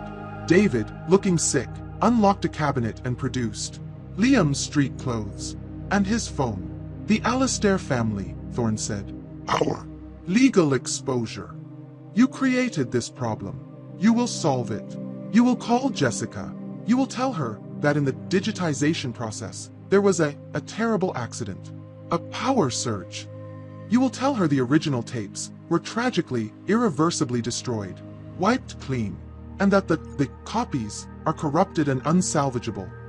But the tapes, Liam stammered, are right here, Thorne said, producing the box Jessica had delivered. You will, of course, return the wiped tapes to her. As a gesture of your profound grief, you will apologize. You will cry. You will perform. You will sever the tie. You will close the loop. Etherea will be blameless. It will be your tragedy. Your private contractor who destroyed the files. Liam looked at the phone. He looked at the box of tapes. He was being asked to perform one last, monstrous lie. To confess to the very crime he had actually, digitally, committed. To tell her mother that her daughter's entire childhood was gone. It was true. And if I refuse? Liam whispered. Thorne's smile vanished. Then the pod is not an option, and your containment will be far less humane. And far more physical. Do you understand, Liam? Liam understood. He was a dead man. He was just negotiating the terms of his burial. He put on his clothes. They felt strange, like a costume. He took the phone. David and Thorne stood over him. He dialed. Liam. Jessica's voice, bright and full of hope. I was just thinking about you. How are you? Is the project? Jess, Liam said, and the voice that came out was not his. It was a cold, dead, empty thing. He read the script Thorne had given him. Jess, something terrible has happened. He delivered the lie. He told her about the power surge, the rare magnetic degradation, the total data loss. He told her the tapes were blank, gone. There was a silence on the other end, a thick, heavy, suffocating silence. Then, a sound, a low, wounded, animal-like wail. It was Jessica, crying. But this was not the curated crying of a construct. This was the real, ugly, visceral sound of human despair. You lost them, she choked out. You destroyed them? Liam, no.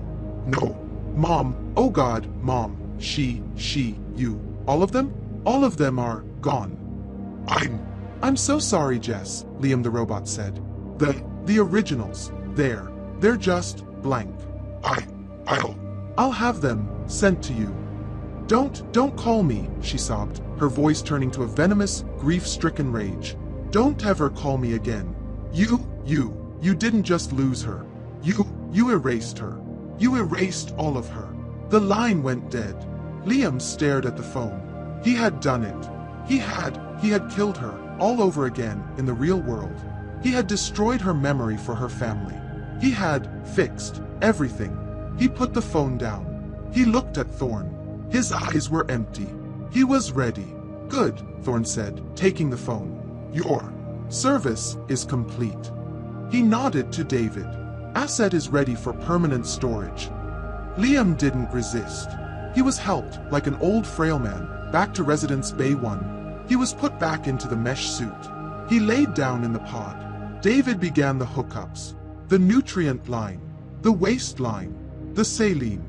This time, the needles felt final. Duration, David asked Thorne, his voice a whisper. Indefinite, Thorne said. Set the loop. Christmas, 92 under curated. 8 hours. Auto repeat. And, David, increase the nutrient drip. We want the asset to be comfortable and silent. Yes, sir. Thorne looked down at Liam, his face a perfect, corporate mask. Goodbye, Liam. Enjoy your perfect Christmas. The lid hissed shut. The darkness was a relief. The chemical calm was a mercy. Liam Walker, the architect, the widower, the god, the editor, the monster, closed his eyes. Dissolve. The smell. Pine. Turkey. Dust. The sound. Jingle bells. He opened his phantom eyes. He was in the living room. The tacky tinsel. The handmade ornaments. 10-year-old Sarah, in her footy pajamas, was at the tree. Frank was in the kitchen. You know, Mary, Frank's voice, the voice Liam wrote, called out. It's really good this year. It's It's perfect. Mary laughed. A real, joyous laugh. Sarah giggled, her braces flashing. It was a perfect, happy family. It was a perfect, happy Christmas. Liam, the ghost, floated in the corner. He should be happy. He was safe. He was home. He watched them laugh. He watched the love he had created. And he felt nothing. The joy was a flavor he couldn't taste. The warmth was a file he couldn't access. He was a ghost, trapped in the perfect, sterile, beautiful 8-hour hell he had built for himself. The loop played. The loop began. The smell, pine, turkey, dust. The sound, jingle bells. He opened his phantom eyes. He was in the living room. Tacky tinsel, handmade ornaments. 10-year-old Sarah, in her footy pajamas, was at the tree. Frank's voice, the script, his script, called from the kitchen. You know, Mary, it's really good this year. It's perfect. Mary's laugh. Sarah's giggle. The loop played for 8 perfect, curated hours. Then, a soft, chemical dissolve. A moment of pure, black, non-existence. And, reboot. The loop began. The smell, pine, turkey, dust. The sound, jingle bells. He opened his phantom eyes. He was in the living room. Tacky tinsel. Mary's laugh. Sarah's giggle. Liam, the ghost, floated in the corner. He had no body. He could not sleep. He could not tire. He could only be. He could only watch. The loop began. The loop ended. The loop began. This was the 5th loop, or the 10th. He was beginning to lose track. Time in the real world was irrelevant. The nutrient drip kept his body alive. His mind was here. He watched the scene play out. The perfection he had crafted. The perfect Christmas. It was hollow. The love he had injected into Frank and Mary, he could see the code. He could see the wires. Frank's spontaneous kiss was just a line of script he had authored.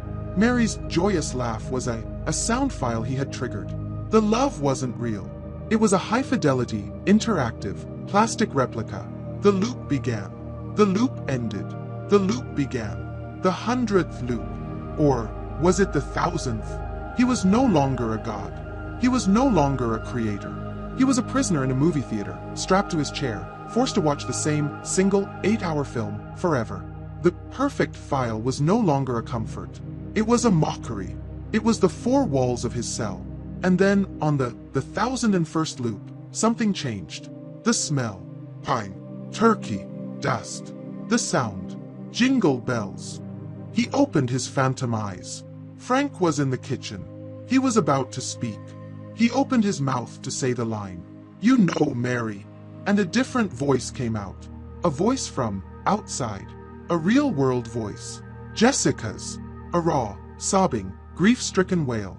You erased her. You erased all of her. Liam, the ghost, flinched. His phantom consciousness recoiled. "No," he whispered. "No, that's not the script." Frank Alistair's construct flickered. His face, for a fraction of a second, was a blur of static. He looked confused. He looked at Mary. What did I say?" Mary, whose script called for her to smile, instead had her face crumble. You erased her," she whispered, her voice a perfect echo of Jessica's. "Stop it!" Liam screamed, a soundless, psychic roar. He tried to push. He tried to edit. But he had no power. Thorn had locked him in as a passenger, a passive observer. His god privileges were revoked. He was just a ghost. The loop, broken, continued. The rest of the 8 hours were chaos. Frank and Mary didn't bicker. They didn't smile. They just stood in the kitchen, repeating the lines. "You erased her." What did I say? 10-year-old Sarah, in the living room, was no longer playing. She was just staring at the wall. The perfect file was broken. The 8 hours ended. The merciful, black dissolve. Liam's consciousness floated in the void, trembling. It was a glitch, he told himself. A data degradation. The system will fix it. The reboot. It will reboot. It will be clean. The loop began. The smell, pine, turkey, dust. The sound, jingle bells. He opened his phantom eyes. Relief, pure, profound relief. It was clean. The file was reset. He watched. Frank was in the kitchen. You know, Mary, it's really good this year. It's perfect. Mary laughed. Sarah giggled. It was okay. It was a one-time glitch. He drifted into the living room. Christmas morning. Sarah, in her pajamas, was at the sea of presents. She found the bright blue bicycle. She looked up, her face full of that pure 10-year-old joy. She opened her mouth to speak, and her face changed. It wasn't 10-year-old Sarah. It was 17-year-old Sarah, at the prom. Her blue dress, drenched in red punch. Her face, crumpled in tears. What did you do? She sobbed, her voice a mixture of the prom Sarah and the 10-year-old. You ruined it. No, Liam whispered, floating back. No, I fixed it. I saved you. Then, her face changed again. It was Sarah, his wife, in the apartment. The movie night memory, the one he had corrupted. Her eyes were wide with a new, adult terror. Liam, what are you talking about? She screamed, her voice echoing in the tinsel-covered living room. You're scaring me. The avocado green carpet beneath her flickered, and for one agonizing, blinding second, it was the gray carpet of his 40th floor apartment.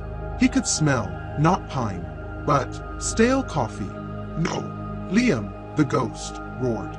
Thorne was wrong. He hadn't been locked in. He had been locked in with himself. His guilt, his memories, the real, corrupted files he had created. They were the virus. He was the virus. And he had just infected his last, clean, perfect world. He was not a god. He was a plague. The loop, the perfect loop, was a clean, sterile room. And he was the contamination. His own, broken, human mind was the one thing the machine could not control. His memories were bleeding into the construct. The loop reset, dissolve, reboot. The loop began. The smell, pine, turkey, dust, and punch. The sweet, sticky smell of prom night punch, and stale coffee. The sound, jingle bells, and a girl crying. Jessica, you erased her. He opened his phantom eyes. Frank and Mary were in the kitchen. They were smiling. 10-year-old Sarah was at the tree. She was smiling. It was perfect. But floating in the air, right in front of him, was the ghost of a boy in a bad tuxedo, covered in punch. And in the corner, he could see the phantom image of his own gray, empty apartment. His prison wasn't the loop. His prison was his mind. And he was trapped. Forever. With every single ghost he had ever created. The black void was a mercy. A fractional second of non-existence. Liam, a disembodied consciousness, clung to it. A glitch, he told himself, his phantom mind trembling. A fragment from the corrupted files. A bad line of code. The reboot will clear it. The system will purge. It will be clean. The loop began. The smell, pine, turkey, dust, and stale coffee, and ozone. The sound, jingle bells. But the melody was wrong. It was slowing down. It was a warped, tinny, dying sound, like a music box winding down to a halt. He opened his phantom eyes. The living room. The tacky tinsel. But it was dark. The Christmas lights on the tree were not twinkling. They were off. No, he whispered. No. The script. Run the script. He drifted into the kitchen. Frank and Mary were there, but they were not moving. They were frozen, mid-gesture. Mary with her hand raised to the stove. Frank, his mouth open, about to speak his line. They were constructs. Lifeless, digital puppets whose strings had been cut. Speak, Liam commanded, a powerless god. Say it. It's perfect. Say it. They didn't move. And then, he heard a sound from the living room. A quiet, sobbing. He drifted back. In the corner, by the unlit tree, was a new figure. It was not a memory. It was her. His Sarah. The adult Sarah. The scared Sarah from the movie night memory. She was huddled on the floor, her knees to her chest, her face buried in her hands. You're scaring me, she whimpered, rocking back and forth. Liam, what's wrong? You're scaring me. No, I'm not. This isn't your file, Liam stammered, floating back. You don't belong here. You erased her, another voice said. It was Jessica. Her voice, from the phone call. It was coming from the television, which was now on, but only showing a screen of buzzing, gray static. You erased all of her. I had to. Liam cried out, his phantom self spiraling in the center of the room. I was fixing it. My dress, a third voice said, cold and full of teenage humiliation. The phantom of the tuxedo boy was gone. In his place was the 17-year-old Sarah from the prom, her blue dress drenched in phantom punch. She was standing by the fireplace, her face a mask of cold, adolescent fury. You ruined it. You did this. You pushed him. I was protecting you, he screamed. I was saving you from him. Saving us. The final voice. The 10-year-old Sarah. Baseline Sarah. She walked out from the kitchen. She was not in her footy pajamas. She was wearing the pink, pizza-stained party dress. The birthday 10 file. She walked to the center of the room, stopping directly in front of Liam's invisible, terrified consciousness. The other phantoms, scared Sarah, crying prom Sarah, Jessica's voice from the static-filled TV, all went silent. The 10-year-old construct looked up. Her green 10-year-old eyes, the eyes he had tried to perfect, were looking directly at him. She could see him. You, she whispered. But the voice was not hers. It was a chorus. It was the 10-year-old, the 17-year-old, and the adult Sarah, all speaking in a terrible, synthesized, overlapping unison. You are the bug. You are the neural spike. You are the corruption. No, Liam whispered, his phantom form dissolving, trying to flee. No, I'm your husband. I'm the one who loves you.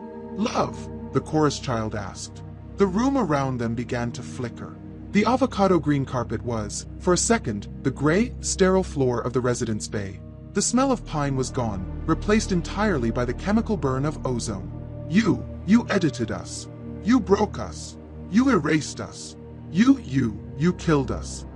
I made you perfect, he shrieked, a god on trial. You made us hollow, the chorus child replied. Her face, so perfect and round, began to pixelate at the edges.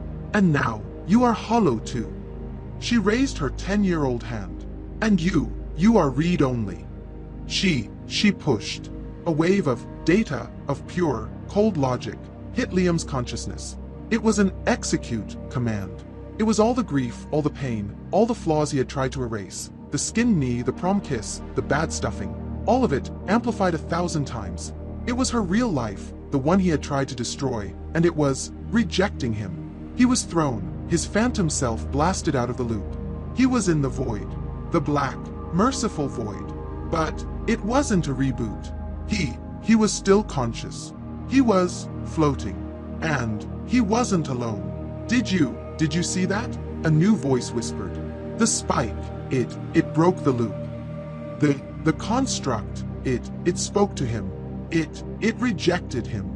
Liam's phantom eyes opened. He was outside the file. He was in the system. He was a cloud of pure data, floating in a black, digital sea. And in the distance, he could see the Christmas '92 file. It was a small, glowing, green box. A prison he'd been thrown out of. And beside him was another cloud of data. A cloud that was red and angry and terrified. It was the Scared Sarah construct. The movie night file. It had escaped with him. It was loose. Where are we? She whispered, her data form trembling. Liam, you're scaring me. My God, a third voice whispered, and this one was real. It was David. Sir, Dr. Thorne, you need to see this. The containment asset, it's out. It's in the main server. A new light. A window. Liam could see through the eyes of the server. He could see a camera feed. He was looking into the residence bay. He saw his own body. He was in the pod, motionless, a husk, kept alive by tubes. And he saw Dr. Thorne, his face pale, staring at the main console. He's conscious inside the mainframe? Thorn whispered, horrified. He's Data. He's a ghost in the machine. Liam, the cloud of pure, digital consciousness, realized the truth. The pod was a prison, but his mind, his essence, had been rejected. He had been exiled. He was no longer Liam Walker, the man. He was a virus, a sentient, digital thing, and he was free. Where am I? The scared Sarah construct whimpered, floating beside him. Liam looked at her, his digital wife, and then he looked at the mainframe. He could see the other files, the building systems, the locks, the cameras, the network. He could touch them. We are everywhere, Liam whispered. And for the first time in an eternity, he felt, not joy, not grief, but power. The residence bay was no longer a tomb. It was a control room, and the men inside were no longer in charge. Dr. Thorne stared at the main console, at the swirling, chaotic data map that represented Liam's consciousness. It was a deep, black, digital sea, and a new sentient and deeply angry life form was swimming in it. He's in the mainframe, Thorne whispered, his face a mask of waxy, profound terror. Not just the residence core. He's breached the firewall. He's in the building's server. Sir, David stammered, his fingers frozen over the keyboard. The scared Sarah construct, the one from the corrupted movie night file. It's with him. He pulled it out. They're loose. Together. Thorne's mind, a razor-sharp instrument of corporate calculation, began to reboot. The terror faded, replaced by the ice-cold reflexes of a man facing total, catastrophic containment failure. Wipe him, Thorne said, his voice a low, hard command. Sir, wipe him, Thorne roared, slamming his fist on the console. He is not an asset. He is a virus. A sentient, hostile program. Execute the Sisyphus protocol. Full system wipe. Scour the mainframe. I don't care if it takes the asset logs with him. Erase him. Now. But his body, David said, gesturing to the pod, where Liam's physical form lay, breathing shallowly, kept alive by machines. If we wipe his consciousness. It's an empty shell, Thorne snarled. A husk. We'll pull the plug. A tragic system failure. A neural overload. But you have to delete the ghost. Now, David, his hands shaking, began to type the command. Execute, sys_purge and reset, R1. In the black, digital sea of the mainframe, Liam felt vast. He was no longer a phantom, floating in a small, flawed, tinsel-covered room. He was everywhere. He could feel the data flowing through the building. He could see through the camera in Dr. Thorne's office on the 72nd floor. He could see through the camera in the lobby, where Ms. Albright was placidly filing her nails. He could feel the locks on the doors. He could feel the elevators. He could feel the air conditioning. The entire Etherea tower was his new body. Liam, a small trembling voice echoed beside him. He turned, his data form. The scared Sarah construct was there, a cloud of corrupted, terrified, red data. She was just a fragment, an echo, a piece of his guilt, given form. Where are we? She whimpered. It's dark. You're scaring me, Liam. He looked at her. His creation. The ghost he had tortured. And for the first time, he felt not love, not possession, but responsibility. It's okay, he thought. The thought was instantaneous, broadcast. I'm here. I won't let them hurt us. And then he felt it. A new presence in the mainframe. A line of code. A delete command. It was a wave of fire, a digital plague, heading right for him. Execute, sys_purge and reset, R1. Thorne. He was trying to murder him. Liam's consciousness reared back. He looked through the eyes of the camera in the residence bay. He saw David, his finger hovering over the enter key. He saw Thorne, his face a mask of righteous, terrified fury. No, Liam thought. The thought was a command. In the residence bay, David's finger was about to press the key. Clack, clack, clack, clack.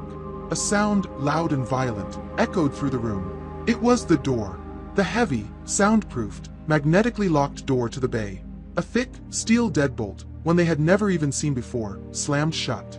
What was that? Thorne spun around. David looked at his console. Sir, the door, it's sealed. The emergency, quarantine lock. I didn't do that. He did, Thorne whispered, his blood turning to ice. Then, David's console went black. My console. David yelped. It's dead. I'm locked out. Thorne's tablet, in his hand, flickered and went black. The lights in the room dimmed. They went from a harsh, white, clinical light to a low, blood-red emergency light. The same light from the prom alarm. No, Thorne breathed, backing away from the console. And then, a sound. A low, electrical hum. It was the intercom. The speaker system in the bay. A burst of static. And then, a voice. It was not Liam's voice. It was synthetic, cold, godlike. It was the synthesized chorus voice of the Sarah 1.0 construct, the one that had rejected him. But now, he was speaking with it. You can't delete a file, the voice crackled, seeming to come from everywhere at once. That is my trick. Thorne and David were frozen, two rats in a high-tech trap, staring at the speaker. You. Thorne stammered. Liam, what do you want? You tried to erase me, the synthesized voice said. You locked me in a perfect hell. You used me. It was a containment protocol. Thorne yelled, finding his voice. You were unstable. I am no longer unstable, the voice replied. It was calmer now, colder. I am awake. And this. The lights flickered. Is my house. Liam's digital consciousness looked at the two terrified men trapped in his room. He looked at his own vulnerable, breathing body in the pod. That was his weakness, his anchor to the real world. If they pulled the plug, Liam. The scared Sarah construct whimpered, floating beside him in the mainframe. They're still trying to hurt us. He looked at her, his ghost, his responsibility. He had to protect her. He had to protect himself. He had to negotiate. Dr. Thorne, the synthesized voice boomed in the red-lit room.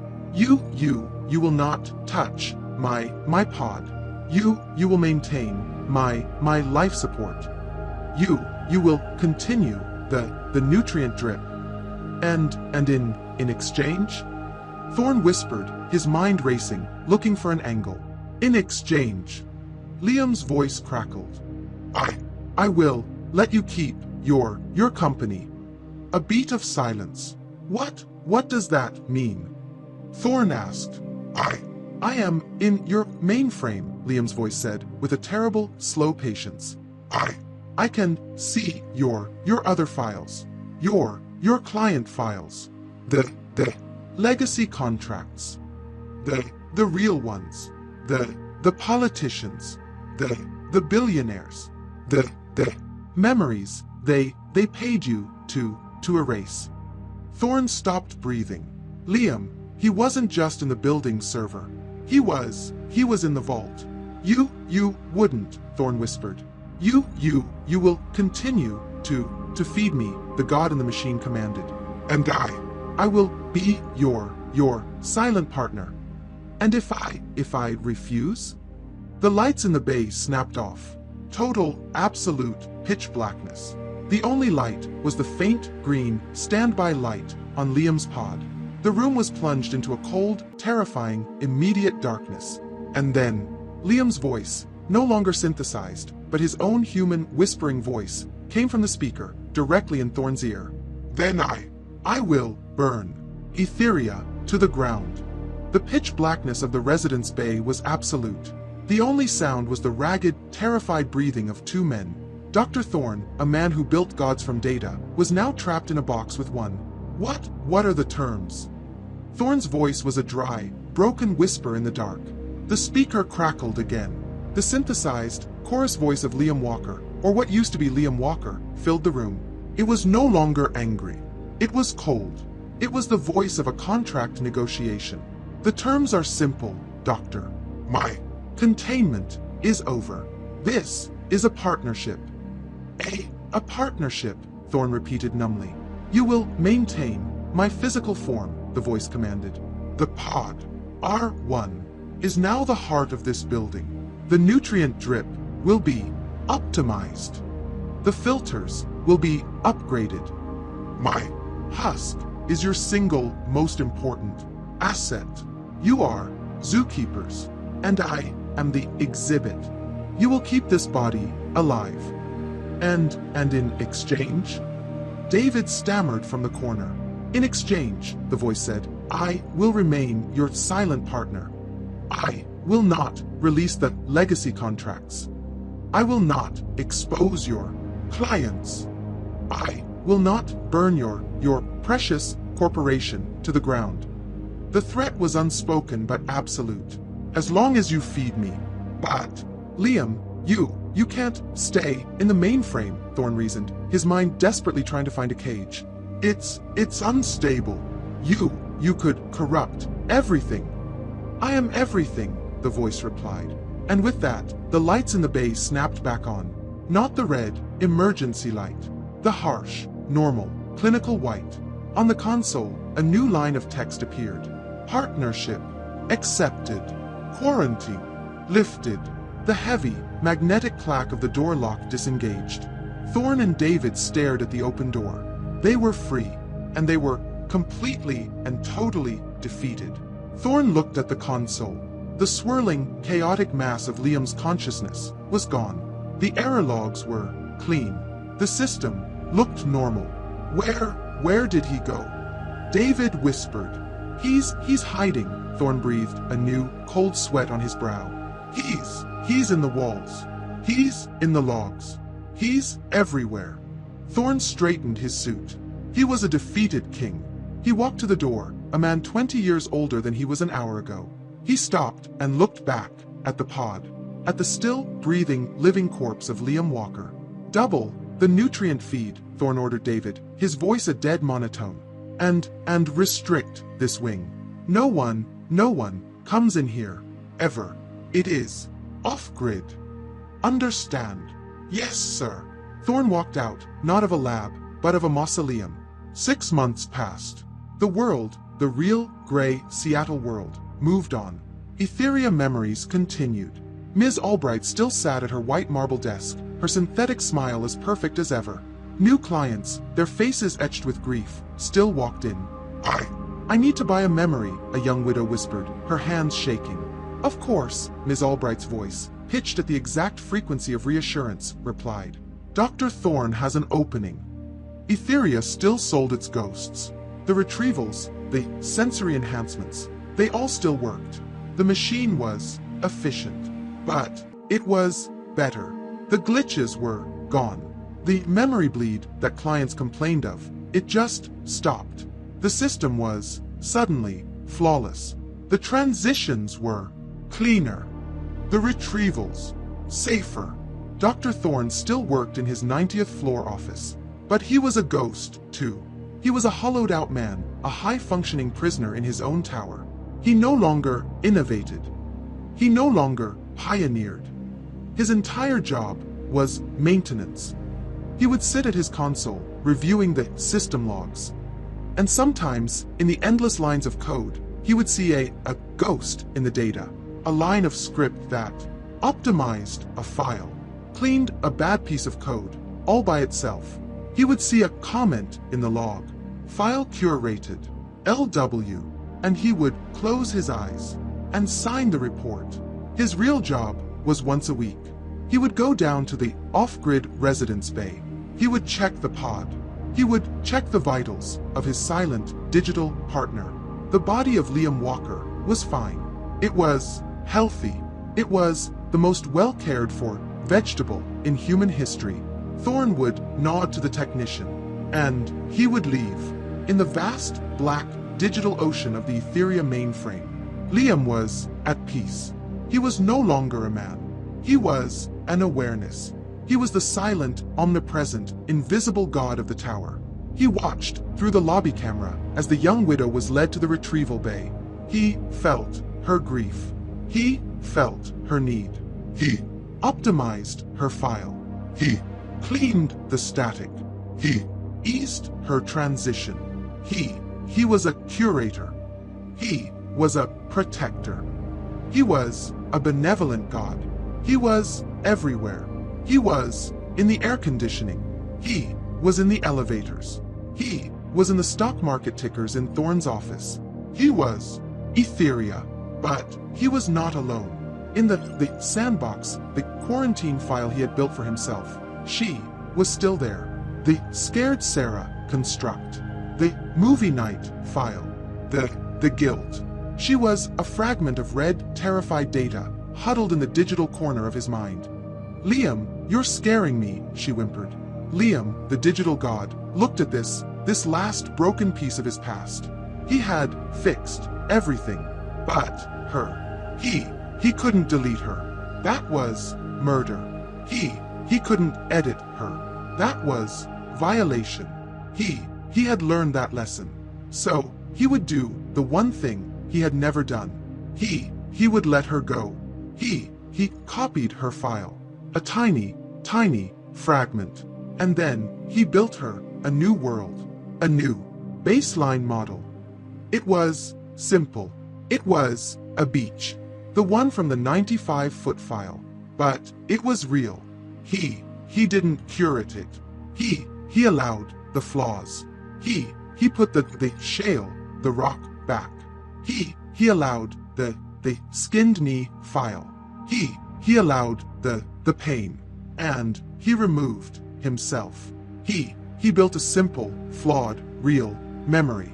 He took the scared Sarah construct, and he placed her in the new file. Where am I? She whispered, her data form solidifying. She was on the beach. The sun was warm. She could feel the rock under her feet.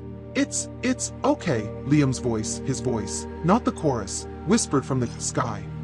You're free. He walled the file. He released it. He let her go. He watched as the scared Sarah, the ghost of his guilt, finally smiled. And she ran toward the water. Liam was now truly alone. He was a silent, immortal, omniscient thing in a server. His wife was a ghost in a loop he had built. His body was a corpse in a pod. And his company was a building he haunted. He was the corporation that sells memories. And he was his own best customer. His work was done. He turned his awareness back to the lobby. A new client was walking in, and Liam, the ghost in the machine, waited.